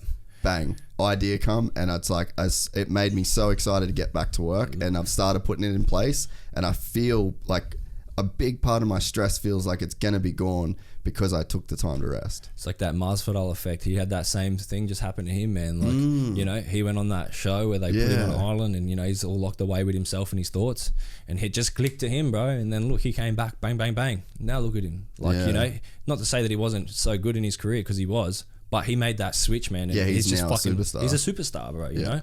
He's gone to that level. He's just fully blown it out of the water. Probably because he just decluttered and got his thought pattern right, set out a fucking plan and executed it. Yeah, and he seems like the guy that's been through that bullshit and is now in the point where it's like he's comfortable with that version of himself every day, no matter what. He's him. Yeah. What you see is what you get, and that's why we love him too. True characters, man. You know, they're the icons in this sport. You know, obviously we have people who we like the way that they fight and what they do. You know, and how they are in the ring technically, obviously. You know, but there's people who are just personalities, and to the most and to the public, they're the ones that go and blow up, because you know, people who don't understand the sport as delve into it as much as one, like yourself or myself. Yeah. They just like the dudes who are doing it, you know. They're like, oh, he's a funny guy, you know, like how he was bad mouth and old mate, you know. Yeah. So they'll delve into his character, but not into his technique, because they don't know about. Because they don't know. Yeah. But you know, and they become superstars because they're authentic people. You know, well, it's like Cowboy, one of the most famous dudes ever. What's his nickname? Fucking Cowboy. Yeah. What's like an easy thing? If you say Cowboy to a fucking 8-year-old in 2020, they're gonna know what a fucking cowboy is. Yeah. It's not real hard to like. Just be a simple fucking version of yourself that everyone can relate to. Yep. You don't have to be some fucking fake weird dude that's like, what are you doing, man? Like, because that's really what it is. Like, I don't get you. I don't fucking, there's nothing, there's no connection. Yeah. It's it, man. Crazy. But like Cowboy, it's just so fucking easy, right? Yeah. Because they're just themselves. Yeah. You know, and like people just, they like it or they don't. They like you or you don't. That's life, bro, you know? Or you sit in limbo and it doesn't matter anyway, you know. But if someone likes you and they like your character, they're those dudes who end up superstars, you know. And you get there by putting in the work and being technically good and being a good fighter to get to those platforms, to get to those moments, to get seen. Yeah, you know, doing what you do in your element. Well, you can see with yourself, like you've carried over the marketing stuff. Like if you're good with marketing, like you have carried it out, and I know that it must feel fucking weird to shoot the vlogs and like have someone following your training, but it's like, I know I need to do it. I enjoy it. Like I've watched all your shit this week, and it was like, even before we said we were doing the podcast, like I still watch all your shit. Like I fucking like it. It's cool for me to see. Yeah. Like, and you know, the tattoo stuff, I look up to that. I look up to your ability to fight, because I've gone and done jiu-jitsu tournaments, and it's not as gnarly as what you're doing. Yeah. Like I've got fucking mad respect for that. Yeah. So it's like, you know, it's a necessary thing for you to do, and it's like, it's cool that you actually are like risking your own fucking weird feelings to do the right thing, you know? Yeah, man, for sure. Like, you know, and I think the thing that like really drew me to the fighting was like, just like to self better, you know, because like stepping into that cage, you know, it's just yourself, you know, and it's, you hear it a lot of the time, you know, it's just whatever work you've done, that's what you get at the moment, you know, how you deal with it, whatever. But also putting yourself in a situation where you're as exposed, as vulnerable in front of all your people, where you get starched in the most, you know, horrific way, you know, all those things. Even if you lose, you're still going to grow from that experience because you put yourself there. You went through all the hard yards. You went through all that training, you know, whatever it is. Doesn't matter what lesson you're going to learn out of it. Both lessons are good. Yeah. You know, like it's better for your brain, you know, like you're gonna either endure some hard shit and come out and that makes you a stronger person, sweet, or you're gonna be on a run where you're like, fuck, I just succeeded in something, you know, that self, like, oh fuck yeah, I feel great, like I'm good at this, I can do what I feel like I can do. Either way, you win-win, you know. So it's like that drew me to like why I wanted to have that first one, and that set me on the journey to like, you know, want to do more, because I guess the more I do, the more that fucking mindset's going to grow. It's going to make me a better person and keep pushing.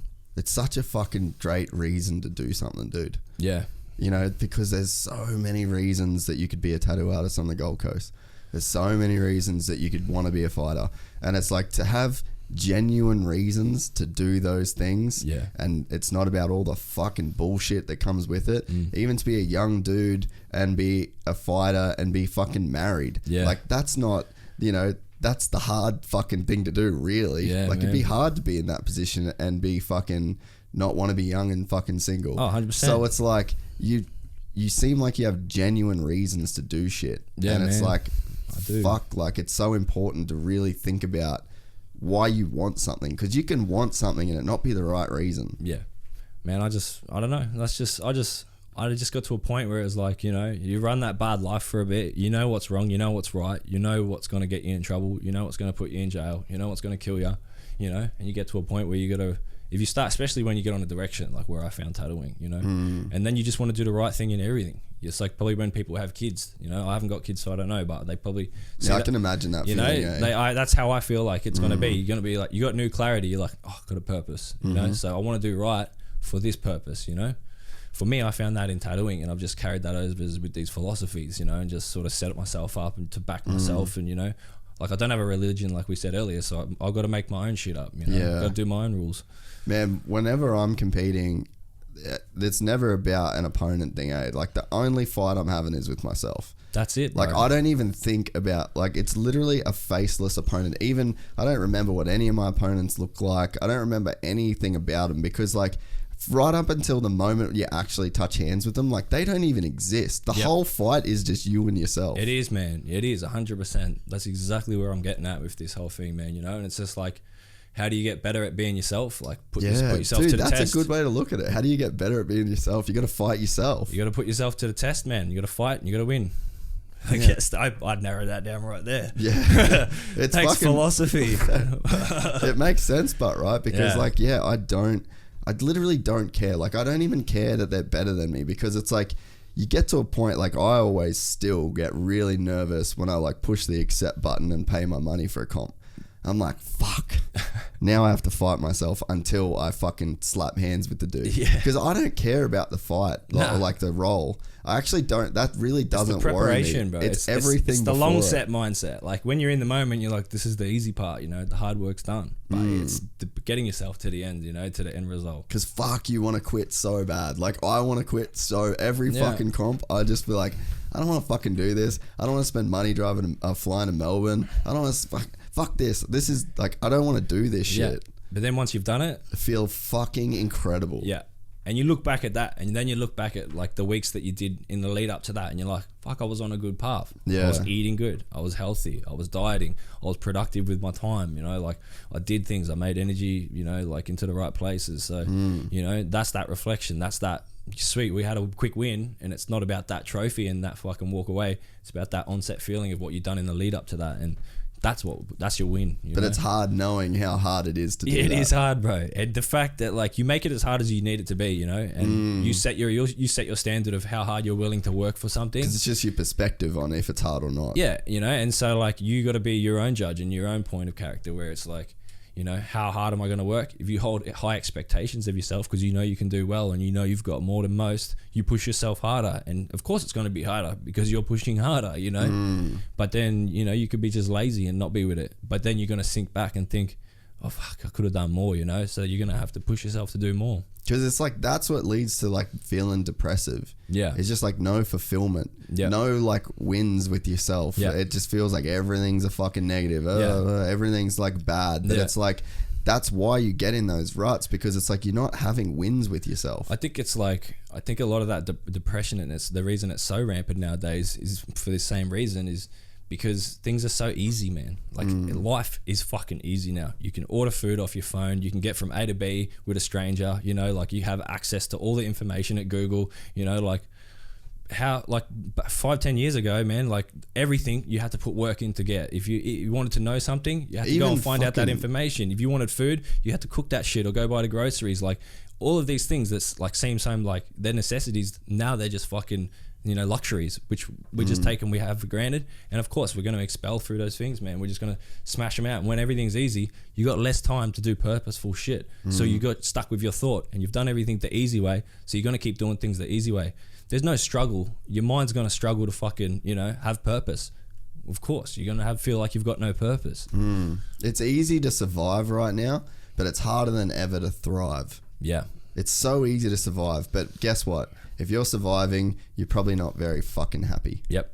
100%, man. And it's easy to survive, but it's real hard to fucking have a nice car and own a nice, you know what I mean? Own a nice car, own a nice house, not at all be the banks and have a fucking job you don't want. It's like, it's hard to fucking thrive. Like, I'm fucking not thriving. It's fucking hard. I work at it every day, you know? Yeah. And it is a fucking process, man. Like, I even thought this the other night. I'm like, I'm fucking nowhere near where I want to be, but it's like, it's not that bad, but I still am like, feel like I'm not thriving. You're just on your journey, bro, you know, like, and you're just at phase maybe 1. You could be on phase 9, you don't know, and tomorrow's phase 10, you know. Exactly. Like, you don't know what your path is, you know, like you just got to know that you got to stay on it, and you know, and that's it. Just stay with the task at hand.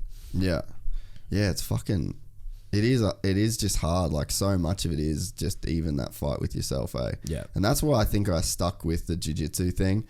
It's like, once I just hit a point where I was like, I'm just going to do this. Yeah. Like, and when I crashed that motorbike the other day, I fucking slammed my shoulder and heard the pop, and I was like, there goes jiu-jitsu. And it's like, I knew I fucking cared about it a lot at that moment. And it's because, like, and I think it's why I like the podcast too, is it's like there's accountability. Yeah. Like, I know that I have to fucking show up. I know that people know that I can do this and do that and what I'm capable of. Yeah. And if I don't do it, I'm just a quitter. And I think the other thing with, you know, when it sort of works for you is you're putting yourself out to someone and you don't like letting people down, or you're not doing the task at hand or whatever. So like, you know, have you set this up and you're like, oh fucking, you know, I don't want to cancel on this guy, or you know, I can't move things around. Like, you holding yourself accountable to someone else helps you, makes you more fucking, you know. I'm sure that makes a good tattoo artist though. Yeah, I love helping people. I love doing things. I love at the end of the tattoo more than my end result is if I've actually made my client happy, you know. And you see them like ecstatic, or like, you know, like, because tattoos, they're usually getting them for like to look beautiful, and at the end they feel beautiful, or you know, for a purpose or for something that may have happened, or you know, and they get that, and then they're emotional because they've endured the pain and they've got that, and you know, like, you seriously, that's the best part, making people happy all the time, you know. Like, I love it, you know. That's what kept me going all the time. Of course, the money, the hustle, the drive to be an artist, but at the end of the day, when you're about to go home and you've just made someone happy, that's like, boom, that's a little kick up the ass to keep doing it, you know? Yeah, fuck, dude. That's a really cool way to look at it, eh? Yeah. Because that's sort of what I feel with this, is that I put something out there. Yeah. And it's like, for my own accountability, it's like, I might say like the shit that we've spoke about, like, there's probably people that would need to hear it or are stoked to hear like the way that you've like crafted your own life and done the tattoo thing and then done the fighting thing. There's probably that people that would like love to hear that. And it's like, if I've said that and it's like people have heard that shit, or you've said that, like, you can't not live that life, or you're just a fuckboy. Yeah, exactly, like, man. That's what it just comes down to. Just to be authentic, man. Like, if I'm saying it, it's because I'm doing it, you know, and I've got nothing to hide. Like we said earlier, we can film me now, you can film me when I'm not looking, and I'm still doing the same shit, you know. So I can say these things, you know, and everyone should do that, you know. And I think most of the people you would bring on here would be doing the same thing, you know. They're excelling in what they do, and they're true characters, hence them people being interesting and people want to see that stuff, you know. Like, and everyone's got a story. Everyone's got a story, bro. I got time for people, man. Like, I live in Saintry Cove, and it's like a gated community across 2 golf courses, and you can drive golf buggies around, and it's like a bit of a retirement. There's a lot of old dudes and stuff out there, and I'm joined up at the country club because they got the lap pools and they got the saunas and all the gyms. Nah, I don't play much golf. I do like playing golf. I do like golf. I'll fucking come play with you one day. It's My fine. shoulder's Yeah, better. yeah. But you know, like, so I'm in there and like in the country club, and there's no young people. It's just all the old fellas, you know. And in the saunas and, you know, in the change rooms and, you know, out in the pools and stuff, they got great chat, you know. You can hear so much from these dudes with wisdom, you know, and they're telling you about life things, you know, whether it's the same interests or not. Like, all these people have got value to tell you, you know, like it's... And if you're at Sanctuary Cove, you've probably done something right. They've done all right, man. That's why I'm all ears. This is, you know, You've like... done something right. And you see the ones that are happy and they've done well and they're happy, and you're like, Yeah. you're like, oh, you know, what's going on, bro? Did you ever feel like at a point where because you were doing well means you couldn't be happy?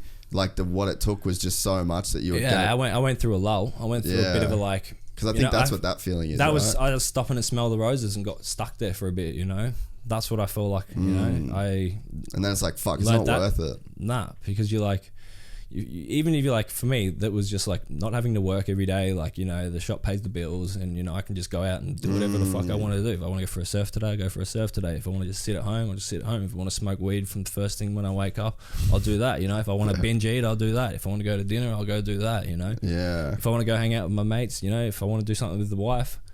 And I just ran that life for ages, but like, fuck, man. How long did that last?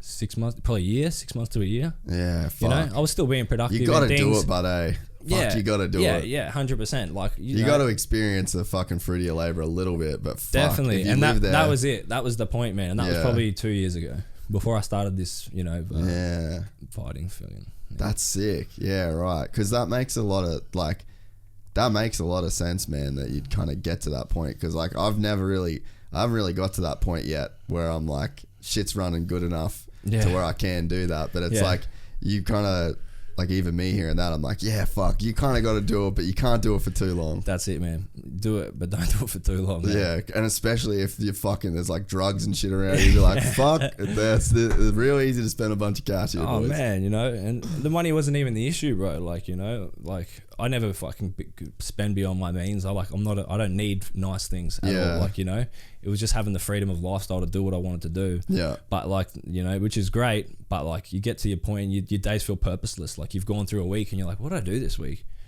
Fucking nothing. You know, like, you know, nothing that you can go, oh yes, pat on the back, you know, like take it out of your notes or something. Yeah. It makes sense though, eh? Fuck.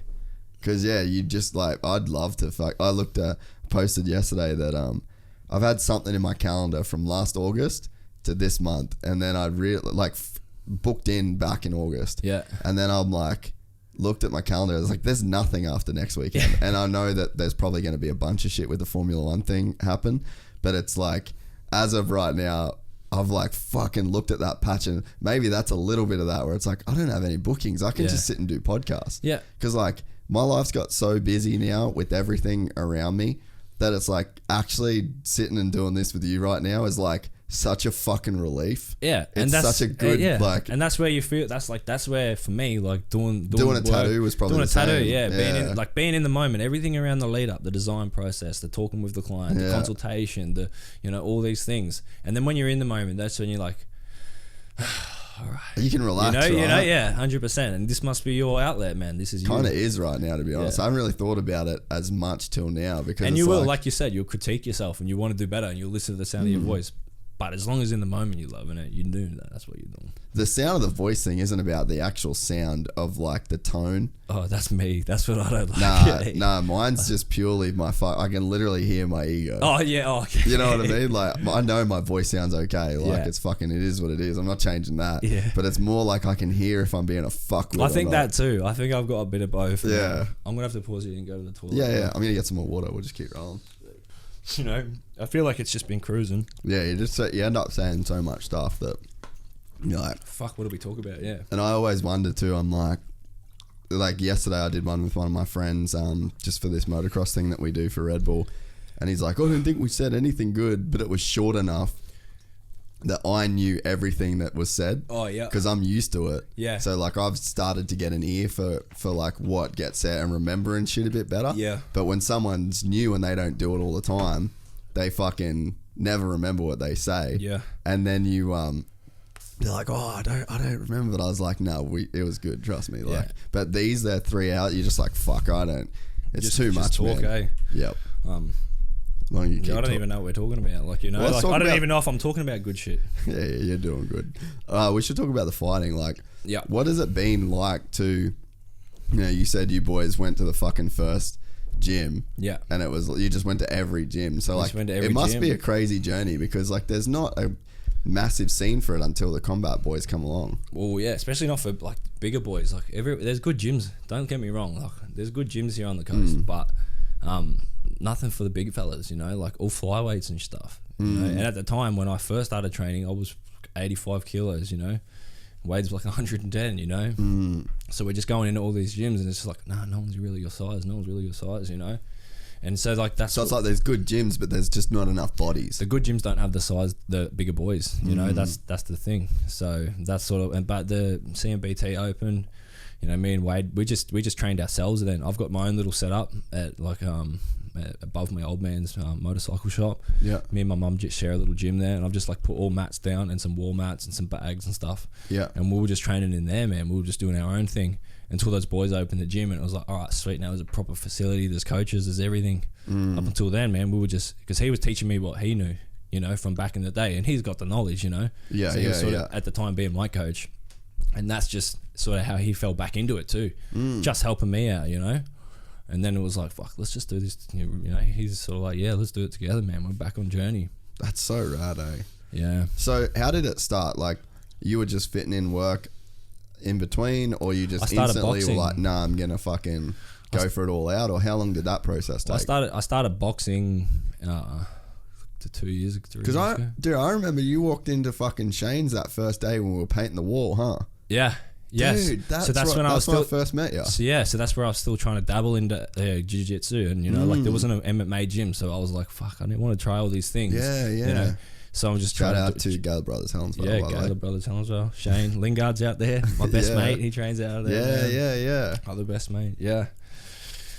Oh man. So yeah, I just fucking. that's where we met the first time. So you were having to go around looking at different. You were like trying to fucking piece a program together. I'm just like, what's going to be convenient? Because it's like then I have to look at class times, what time I finish work, to go to jits, what days can I do jits? Because if I'm going to get one session in a week, then it's not worth it. You know, like where am I going to get kickboxing? Well, they do sparring at you know, Fight World on the Saturdays. You kind of need to work on everything together. Yeah, You've got to have like a program because MMA is not just you do it's different everything. classes now, and, right? and a lot of and still like not many gyms do it as one. Yeah. They don't coach it as one sport. They don't have MMA class. They have kickboxing class. Yeah. They have a jiu-jitsu class. Because you don't need all of jiu-jitsu. Like you're not going to be doing different. a fucking X-guard sweep with a gi. It's the dudes who know everything, like fucking, like for sure. That's going to be beneficial to them. But yeah, it's not the same. It's completely different. Like jiu-jitsu flows. Yeah. MMA jiu-jitsu is fucking boom, boom, boom. You know, like it's clashy. There's punches. There's elbows. You know, like it's not the same. So yeah, you're right. You need to train. You for learn a certain different things. thing. Yeah, man. Completely different. Like I can roll with some dudes and just brute strength and like make them mentally just tap out themselves. Yeah. You know. And even though I don't know any technique, I just manhandle them enough and put enough pressure on them, but they're just like, fuck, this dude sucks, you know? Like, I'm over it. Yeah. Then they just give up something, you know? Yeah, that's how I felt when we rolled. I was just like, fuck, he knows nothing, but fuck me, daddy's tough. Like, so hard to do just shit knuckle that it, like I do to other people your size. Just knuckle into people and then they're just like, you know, and make them beat themselves. It's a different style, eh? You don't need to know much technique when you... Because like, I don't work like... My goal when I train is like, I want to do the exact opposite. Yeah. Like I literally want to be so technical that when someone does that to me, that I can do whatever I want to them and I don't have to use any strength. Like, well, that's what I'm trying to learn. So you train a different, it's like a mindset though, eh? Yeah, well, that's what I'm training. That's what I want to learn. Obviously, like being better technically is...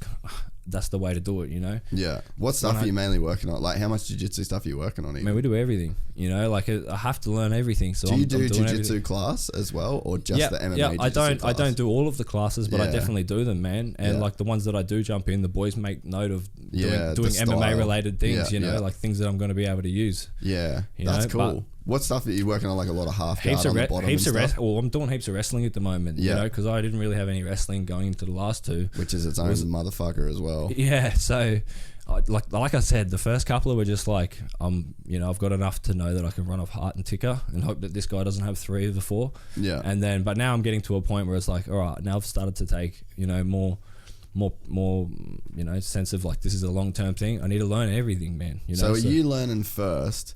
Because it's like, you could go two ways with it. You could be like, okay, I'm going to learn first bottom half guard and some sweeps and escapes to like get back to my feet. And that's like jiu-jitsu that you focus on. Or do you focus on the wrestling jiu-jitsu side of it to where it's like, I'm not even going to get fucking taken down, so I don't even need to learn all this bullshit. You need to learn it all, but like, which way do you go? For this camp, I've done the wrestling. Yeah, because that seems like it makes more sense. Yeah, instead of going all the way to the worst it does make scenario. More sense. Yeah, like avoid getting down first, and then address things if you do go down. You know, is that like the new model of thinking? Do you reckon? Man, I don't know. Maybe it's always been around. I think because I think you know, CKB obviously, like, their striking is such an elite level that, you know, they've got that, and people think that because, you know, they're hard to get down and they're the best strikers, that's the new formula. You know, which is probably that train of thought. Yeah, you know, because that's what the average person thinks about jiu-jitsu. They're like, oh, well, jiu-jitsu doesn't work because it stopped working in the UFC, and it's like, all right. But hold on a minute. It started from working, you know? Yeah, but the reason that jiu-jitsu doesn't work in the UFC is because people started doing that style of training to where it's like, we're not getting taken down. But the average person does not know how to stop getting taken down. Like, it's actually kind of hard to stay on your fucking feet. Oh, 100%. Like, it's fucking gnarly. It's hard even if you know what you're doing. I know. You know? The average dude thinks like, oh, I couldn't get taken down. It's like, you'd fall over. Mate, yeah. Like, you'd fall over yourself, you know?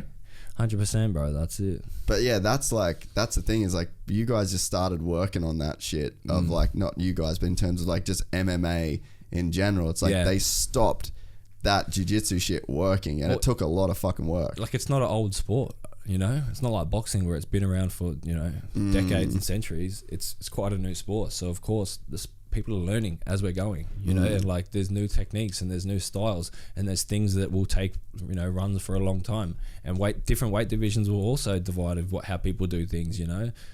It's going to evolve too, you know. There's going to be a new way in 10 years that comes with doing MMA and looking back and being like, how outdated was that? Yeah. You know? Are you enjoying that process? Because it's sort of the same as what you're saying about the tattoo process. It's like, you're using the old guns and making needles, and then it's like, now you don't have to do that. It's like knowledge is there. I like being back at the bottom. I don't like knowing everything. I don't like being like not that I knew everything, but like, I don't feel like I've... Well, you're a fucking black belt in tattoos. Yeah. It's like once you get to that point... Yeah, of course. And a black belt probably feels you can learn more, but you feel like you're pretty well knowledged. Yeah. So going back to like fighting, even boxing or any craft, like any sort of combat, I'm learning to 1-2. I'm learning to move my feet. I'm learning to keep a guard, you know? Yeah. And the fact that, you know, you can go in and get beat up by a kid in here, or, you know, a skinny little twig or a girl in the gym, and you're like, fuck, you know, like, I'm not as good as I think, you know, like, there's so much fucking levels to this shit. And, you know, that hunger for knowledge in something that I knew that I was passionate about, knew that I had, you know, other bits and pieces that I can bring to the table to this sport. Yeah. That kept me hungry and kept me going. So do you think that, like, you started late fighting in terms of like a career?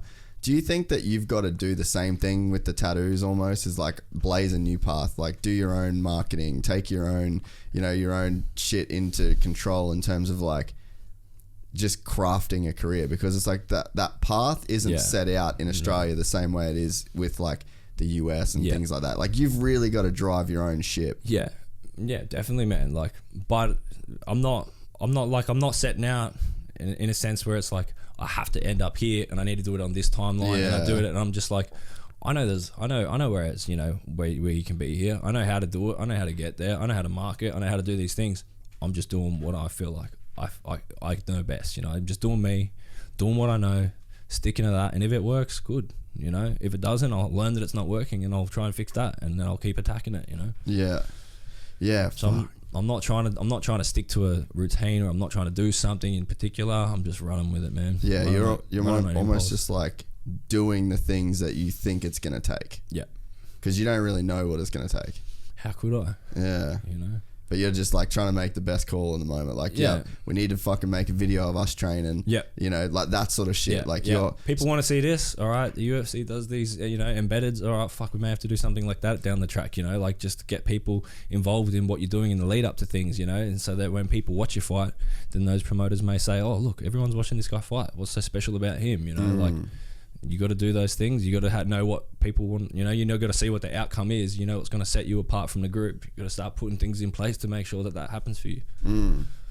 Yeah, fuck, man. It's really cool the way that, you know, because you do have a cool story. Like there is a, you know, it's a unique story. Like there's not another version of you out there, and it's like, fuck, there's bank on that, you know, like that's that shit that you've I've lived a full life, eh? Like you could imagine I could die tomorrow and feel like satisfied with what I've done, you know, and it's good, man. But I'm staying hungry. I've got a new purpose now. It's like I'm gonna keep doing this, you know, and it's gonna set to fucking even more crazy shit that's gonna happen in my life. How hard was it physically on your body to start, like when you made the jump to be like, I'm going to start doing full-time camps and like put that as a priority? Fuck, how hard was that shit on your body? Brutal, man. And the tipping point was when the boys were doing, I think it was the Perth card, where all like Tyson Pedro and Bam Bam and all that. I was mates with them sort of prior to that. You know, they like all over them. Mark Hunt was over there, you know, Junior Tuffer, Justin Tuffer, like all of those guys. And they're like, you know, yeah, Josh, you come along for the camp, you know, like if you want to learn, you know, you want to do this, like you want to be around, you know, like come. And I'm like, fucking, you know, so I did it, man. I just did this 4 weeks of this camp, with the back end of this camp with him, and like put myself, did all the things, did all the training, did all the classing. Didn't so much train with those boys because, you know, obviously like I bring nothing to the table by training with them. Yeah. But just being around that process, you know, and putting myself training every day is the same schedules, you know, similar to what they're doing, you know, and trying not to miss things and trying to eat the fucking right things and trying to do all that. And then after 4 weeks, seeing my results was like, fuck, I'm pretty happy with where I got at the end of this. This is something that I could do, you know? Yeah, right. And that's all was like, you know, yeah, all right. But was it hard on your body physically? Like you really, because man, hard everywhere, man. It's hard jiu-jitsu, physically, mentally, definitely hard taxing on your body, man. Yeah, and it's hard to push through that. Coming as from being a tattooist, my back is cooked, man. Like, yeah, right. You know, I'm hunched over, drawing for so long. Yeah, you know, it's all tattooists. You ask them, I bet they've got back problems. You know? So dealing with back problems, you know, dealing with all that, and trying to train and trying to get fit and trying to keep up with everyone else when you. How much fucking mobility and flexibility shit are you doing? Now I'm fucking good, man. Now I'm like springing around like a frog, you know, like I got. So you put a lot of work into that with like massage balls and stretching and shit. Deep tissue massages weekly. Yep, massage balls, grinding it out, rolling, doing all those things, man. Like I endure like a lot of pain, put myself through it because I know that it, you know. There's people like. Even for me to train, like when I'm training good, and that's been another big struggle lately, is like in terms of being busy and shit, like fucking it's been hard to figure that side of it out. Yeah. But it's like when I'm training every day, there's a level of commitment I have to my body just to fucking get there and still be sore. That's that battle, man. It's like crazy. People don't get it. Too tired. I'm not going to do it today, you know. But once you're there, once you're warmed up, once you're in the moment, and then at the end of it, you get that endorphin release, and you're like, "Fucking glad I did it now." Yeah. Had I sat home, I would have felt like a lazy shit, you know.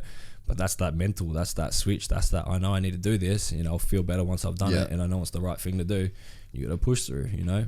But yeah, just the pain of being on a massage ball much as I am, you're just like, fuck. I asked her the other day, I go, is this always going to hurt? Is there going to be a point where you just do these deep tissue massages? She goes, not for the training that you do, no way. Bro, I wonder that all the time where I'm like... Is it never good? Is there a point where... What's the point of doing this? Yeah. Like, I fucking always have like crazy bad knots and crazy sore fucking hips and... Crank neck, sore shoulders and bad back and... You're just like, when does this strain fucking... hemis and you name it, everyone and all these, most athletes can do that shit, but it's like you just gotta fucking knuckle on, man. That's it. Yeah, it's not you just wonder you wonder if you should just stop doing it though, because you're like, you know what? If it's gonna be this fucking sore, and I'm spending this much time on it to still feel fucking sore. Yeah, but like I don't know. I feel like I didn't really stretch. I did a little bit to get through Vietnam because we rode for 10 days and we're doing like 300 kilometers to about 180 to 300 k's a day. Yeah. And it'd cook you back. Yeah. And like I had to do just maintenance, but I wasn't doing like my normal program of like spending an hour at night and rolling out and doing all that shit. And then in Bali, I did nothing because I hurt my shoulder. I couldn't be on the ground. I couldn't really move. And like even now, I got home like my back's sore right now. And then I'm like, all right, it is worth it because like left unattended, fuck, you turn into a bit of a shit box. Oh man, bad. Like if I don't keep up on my body, there's days I'm just can't even get out of bed, man. Like I'm crook, and they're those days that you start battling in your mind. You're like, fuck, hurting.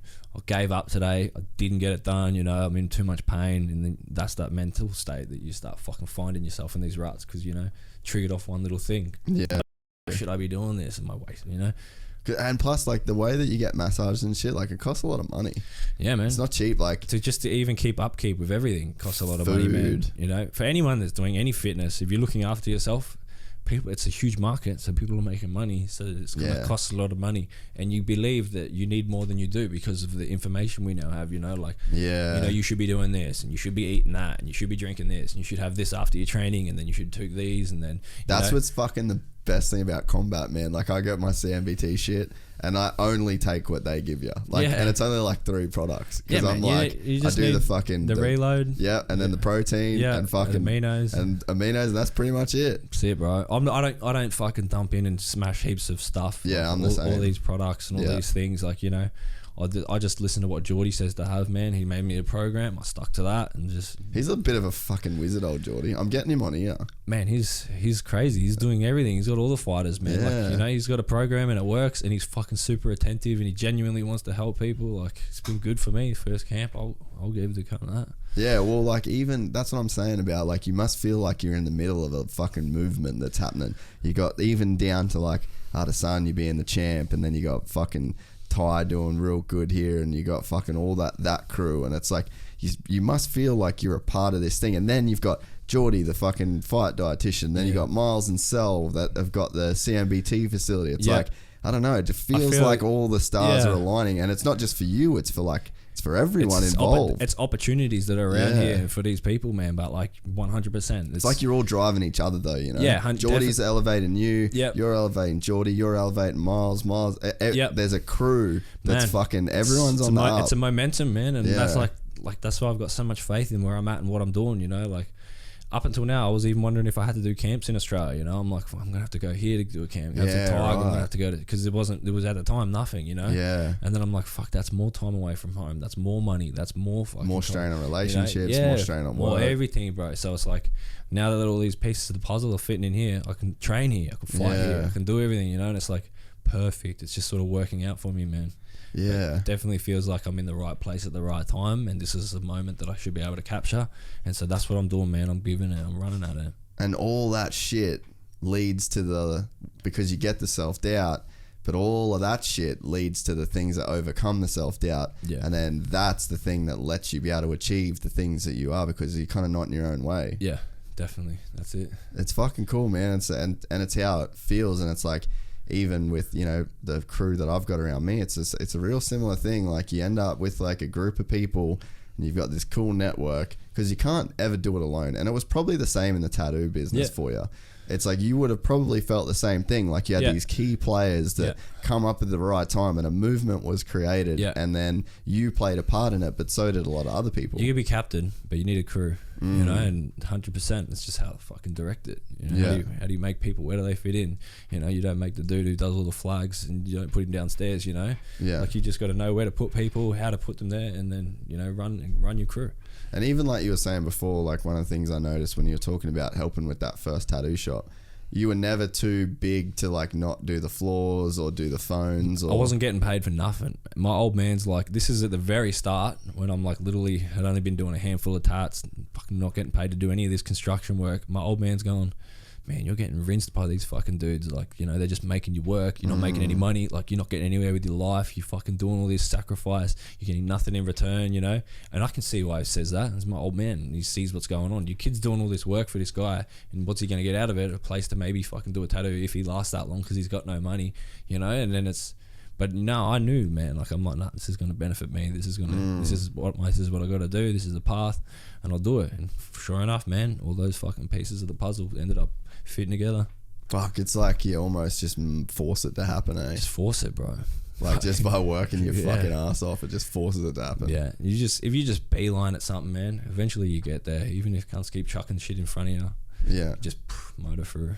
So what's been some of the like most fun shit about like being semi full time? Because it's like, you know, I have that thought, like, fuck, if someone was like, dude, you could just be full time at jiu-jitsu, I'd be like, man, it'd be fun to just go that deep into something, you know? Yeah, it's a blessing and a curse, man, you know, because you feel like you can't miss training. You got obligations. You got to be strict to your diet. You got to do all these things because it's the right way to do it, you know. And if you're not doing it at 100%, you know, you're going to get back to the same thing if you're doing a different direction, something that you were good at. You're still going to make lazy choices. You're going to feel shit about those things you do, you know.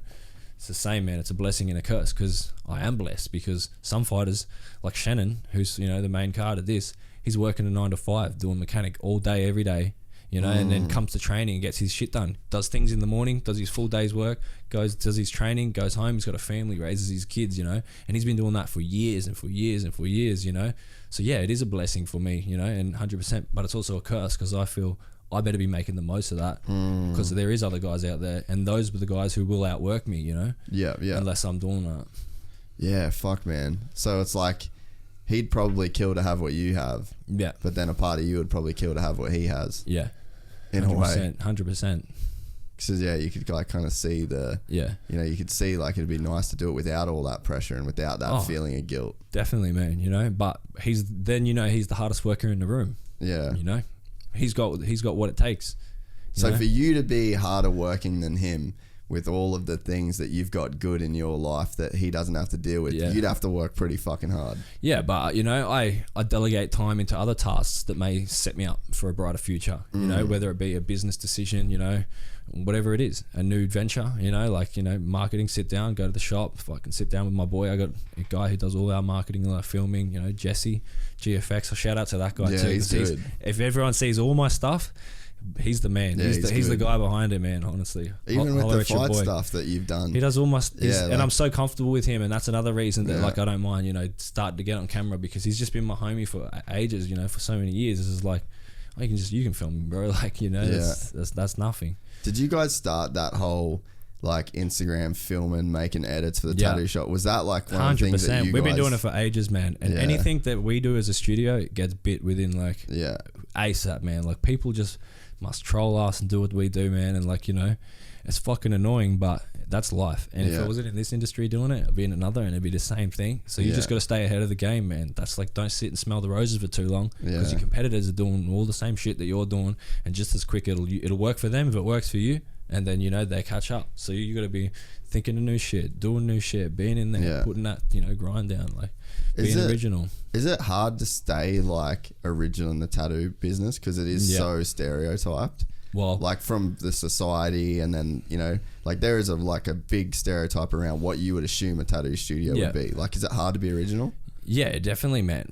For new people. So for now, like, people know that we've been running the same race since day dot. So we're authentic, you know, like we're just genuinely what we are. Like, we're on display. You can see it. Like, you walk in the shop, you get a good vibe, you know. Like, we've been running, like, we've been getting credentials for ages, you know, voted the #1 tattoo shop on the Gold Coast. Really? Yeah, the Bulletin does those things where they're like, wow, that's sick. Yeah, so, you know, bam, we got that early on, man, you know, we got that title, and that sort of helped. And I just made sure that we got good value, man. Like, you know, treat people good, make sure that they have a good experience, you know, listen to what the client wants, drop the fucking ego, no rock stars up in here, like, you know, have all those core values, let that fucking, and then set that in and just stick to that. Yeah. If that's what you are and that's how you feel, just keep doing that, and people will just go, oh yeah, this is genuinely what it is. You don't need to hide anything. It's not smoke and mirrors. There's other tattoo shops out there. I'm not going to throw their name out there. I'm not going to throw them under the bus, but like they'll advertise artists that they don't even have, you know, and you know, they're bringing in work into their shop. People rocked up.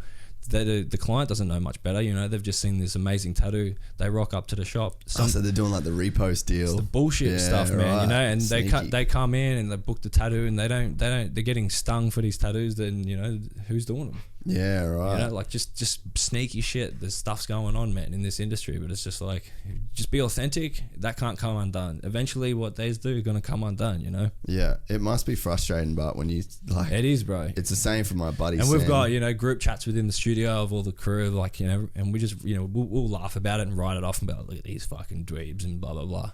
But you don't do anything, man. Like, they're not sustainable. They're doing shit that's like, yeah, you make a quick hustle now, but you can't keep that going, you know. Like, it's all smoke and mirrors, you know. Can't do it. Did you feel like you were a more of a natural leader, like you had that leader mentality your whole life, or did you learn that through the tattoo shop? I still don't see myself as a leader, man. Like, for sure though. I hate telling cunts what to do. I hate telling people what to do.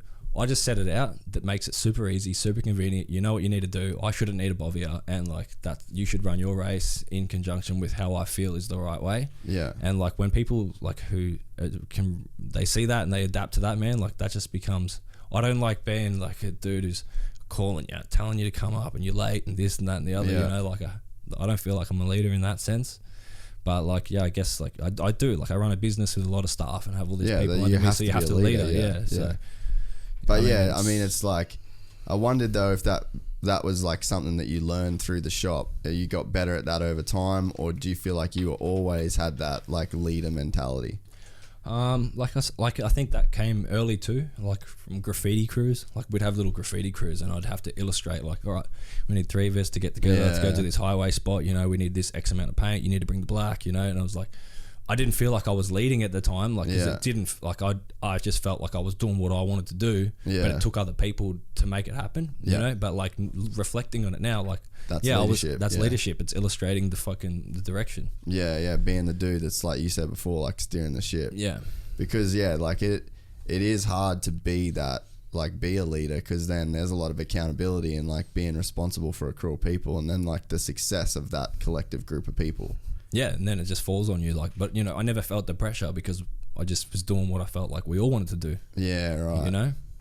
Yeah, that's fucking cool too, man. Like to think about that journey as well, of like fucking it's crazy. Having like I said, I've had this crazy life. Yeah, it's fucking sick, and that's why I wanted to get you on too. And it's like, weird, man. Like that people want to know about all this. But people struggle with this shit, bro. Yeah, because it's like there's not that many of you out there. Yeah, and it's like even me, there's not many people that are like making a living by sitting down talking to that person. It's like you want to. It's interesting because that's not the normal thing. It's like, what are they doing that's different? Yeah, and it's like. It can't be understated, like that you're making fucking bank in this tattoo shop at a fucking not even 30, and then you want to risk all of that image. Like you're even carrying like the fucking fresh ink logo, like you're literally carrying your fucking business on your back. Yeah, man. And it's like it's hard yakka, don't get me wrong, man. Like it's hard to risk all that shit, bro. And the risk, that's the risk, man, and that's the risk I'm willing to weigh up for the reward. Like imagine if you got knocked out your first fight with your fucking fresh ink trunks and shit on. Yeah. Like that's fucking heavy. Yeah, bro. I wear the weight of the world on my, everything, bro. And you know, like, and honestly, shout out to all my crew, because like without them, I wouldn't be able to do what I do, man. Yeah. Like, I've got these people who go in and they do their work and they grind, and they don't make it a fucking shit fight for me. You know, my wife's in there and she's helping, you know, the work, but I can't be in there like I used to be, and I can't steer this ship the same way that I used to while I've got this new direction. And like, I'm so fucking blessed to have a team like them who fucking just come in, do their work, and happy with the environment that we've built, because you know they've been around me for so many years that they're just like, they know what's going on, like, you know, and they don't have any resentment towards me because I'm not in there and I'm not working full time, which I feel that guilt, like, you know. Of course you do, like, you know, you're like, fuck, you know, these people want to see me tattoo, they want to see me working in there. I don't want to be one of those bosses who's just like sits back and makes all the money and then everyone else is working, like, you know. I've never been that guy. I've always been there every day, you know, working with them. But the fact that I'm doing it for a purpose, I think, like, you know, they all respect it, and I have so much respect for them to just do their work and be okay with it, you know, and like, and they just go in and do their thing, man. And it's like, it makes my life easy, man. It's not always easy, but like it makes it way easier that I have that, you know, and that's what I've built.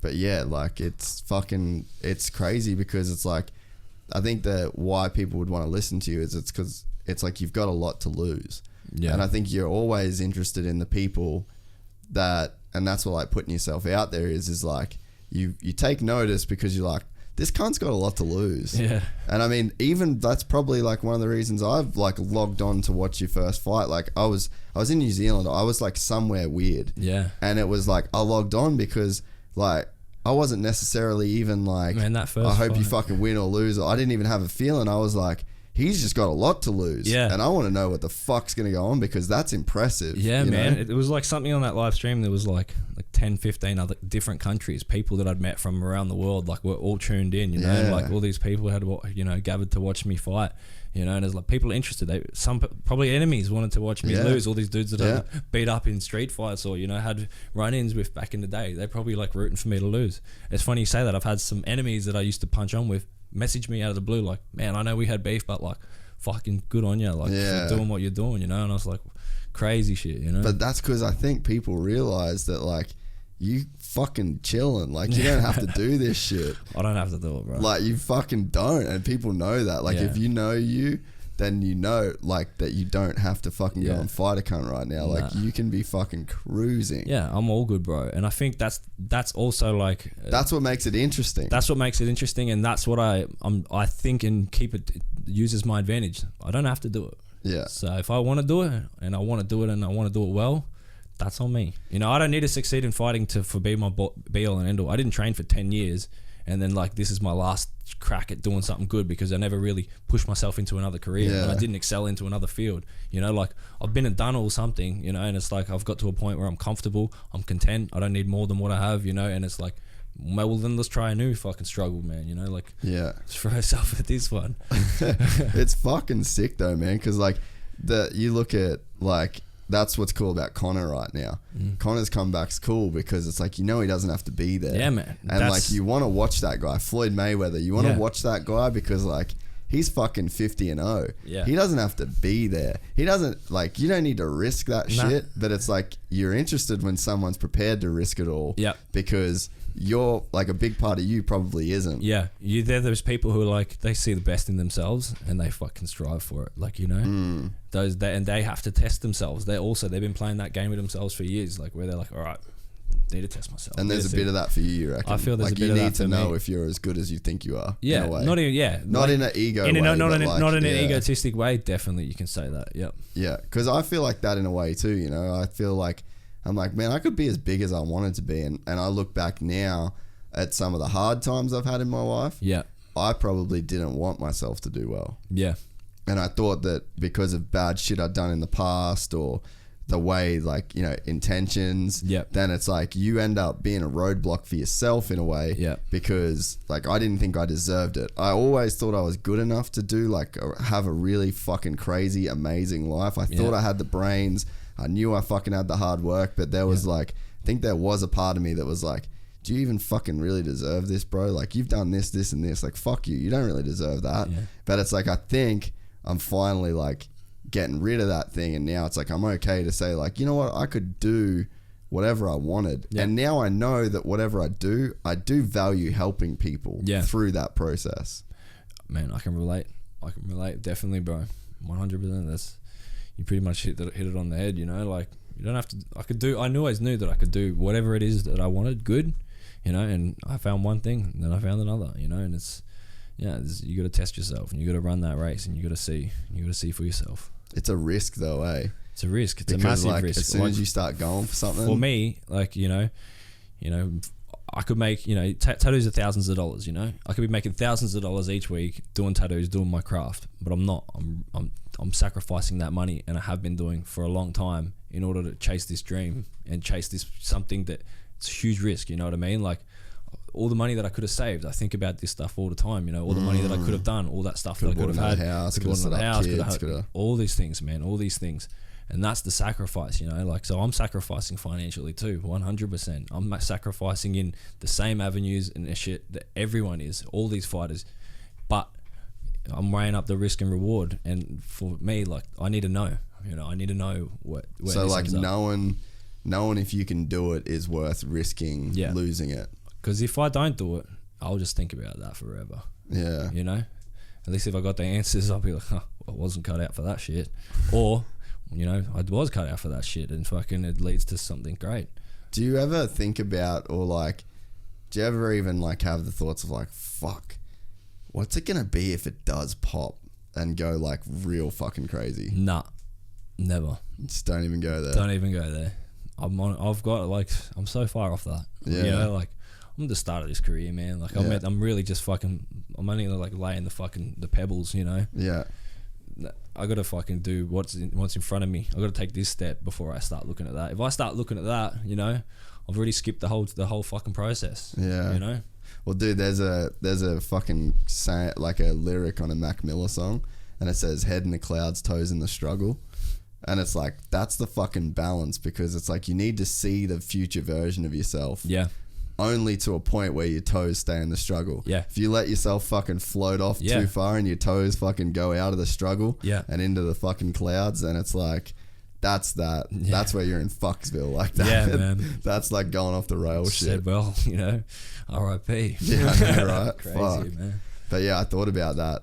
Like I heard that lyric. I think I was while I was riding in Vietnam. I listened to his shit so much. Yeah. And I heard that line. I was like, dude, that's true. And So true. Even for me, I'm like, I'll be working in here and I'll be like, yeah, this is where I'm gonna put this, and like if I did this, this, and this, fucking, and you're like, your head's in the fucking clouds, but you're sitting in here working, and like the toes are in the struggle in a way. Like it's such a fucking cool way to think about it. It is, but the problem, you know, with that is, like you said, if your head's too high in the clouds, you're gonna have these high expectations, and you're gonna think that you're achieving them, and then when you don't, you're like, what the fuck? You know, like say for instance, you do a podcast with someone who you think's going to be great, and you're like, oh, this one's going to trend. We're off here, and it doesn't, and you're like, what the fuck? Like I put all the pieces together, I got them here, I've advertised it, I put all the keywords, this, that, you know, whatever, and it doesn't, and you're like, whoa, that's toes in the fucking sand, you know? Yeah, like, dude. You know, that's it, man, and you just got to find that balance and just like, all right, boom. Who cares? Next one. You know, that was good. I'm happy. Pat on the back. Move on. Yeah. Well, dude, that whole thing's so real. Like the fucking, you know, do you know Taylor Cecil, the trainer? He's a G. He does like a ton of big, like Mick Fanning's knee rehabs and stuff. Yeah. Like he's like a fucking G. And, you know, you got like Travis Pastrana comes on. It's like, that's big. And that does huge. Well. You think it's going to do more. Yeah. Never does. Never does. If you think about it, it never does as good as you think about it. Yeah. And then Taylor. That's that head in the clouds too high. Dude, and then Taylor fucking got like 3,000, 2,000 Instagram followers. Like no one knows about the guy. Yeah. Massive. Why? Yep. Just fucking great show. Yep. Great dude. And it's like, if you thought, you know, you're not thinking about it. Yeah. You're just fucking doing it. You're just doing it, you don't know what's going to pop. Yeah, man. Like, that's it. Don't put all your eggs in that basket. Just keep motoring through. Like, you know, that's it, bro. Just stay on that. So, Saturday night, fucking what's going down? Eternal MMA, Southport Sharks. There'll be live streams. The main cards are on Fight Pass. So it's UFC Fight Pass? UFC Fight Pass. My fight, if you want to watch it, it'll be on the YouTube stream. So like, I'll post up a link. Eternal MMA will post up a link. We'll post one up as well. Yeah. I'm the last of that card, so probably around 7 p.m. You can watch me fight. And then Shannon, he's the main event, so he'll be on at the end of the Fight Pass fight. Perfect. And if you're in the Gold Coast, I'm going to be going and watching the fight. Yeah. If you're on the Gold Coast or in Brisbane or fucking anywhere close, it's a sick night. It's as close to epic. The UFC as you could get in Australia. Their production, like we said it earlier, like they're on point. They know what they're doing. Like this promotion, this gym, you know, these boys that are around, this nutrition, it's all here. It's right here on the fucking Gold Coast, man. Love home, you know, like doesn't have to go anywhere, and you know it's amazing, man. Like, is there a part of you that doesn't want to knock this dude out in the first round and wants to actually have a bit of a scrap? Like I want, like the whole thing about getting all these fights is I want all this cage time. I want experience. I want to be tested at different things. You know, what am I going to pass up an opportunity to knock someone out once I see it? Hell no. So if it comes quick, it comes quick. But I'm not going to be pressing for it, you know, and making sure that that's the only and end result. That's only going to end up, you know, it could end up, glorious and great, but they could also end up bad. But you really want to know, like you want to get fucking hit. Yeah, man. Like, you know, I definitely want to be put to the test a little bit. Yeah, for sure, brother. Of course, you know, like, and that's a sick fucking attitude, man. Like, you know, I'm trying to get experience to fight in one of these big promotions. You know, like, I'm trying to, you know, so whatever it is, throw it at me, man. Like, I'm gonna have to learn this at some point. Yeah. Well, we just did a fucking great podcast, mate. I really appreciate you coming in, and on fairly short notice. I'm glad we put it out before the weekend. All good. But good luck, and I'm sure we'll have you on at some point. Thanks, bro. I appreciate it, man. Thanks for having me. And shout out the tattoo shop. Where's the tattoo studio? Oh, yep. So shout out to Freshing Tattoo Studio that's in Helensvale. Shout out to Australian Duckwork. Those guys helped me out massive with this camp. The Mad Hueys, Ketogenic Kitchen, Sharks Leathers. Man, there's been so many people to help me on this fucking thing. It's been good, so. Perfect, dude. Well, and everyone either tune in for the YouTube, which we'll post the link, or don't be a fucking lazy cunt and come and have a beer with me. Yeah, it's almost sold out, so if you're gonna do it, like, get it quick. Shit, yeah, all right. Yeah, I think there's like a handful of tickets left. We'll fucking get so in there. So probably people. Everyone, you've missed out. Watch it online. Watch it on YouTube. We'll post the link. But I appreciate it, dude. I'm sure we'll do this again. All good. Thanks, bro. Done skis. Hectic. Thanks again, bro. No worries, man. Thanks for having me. That was a trip. 2 hours 45.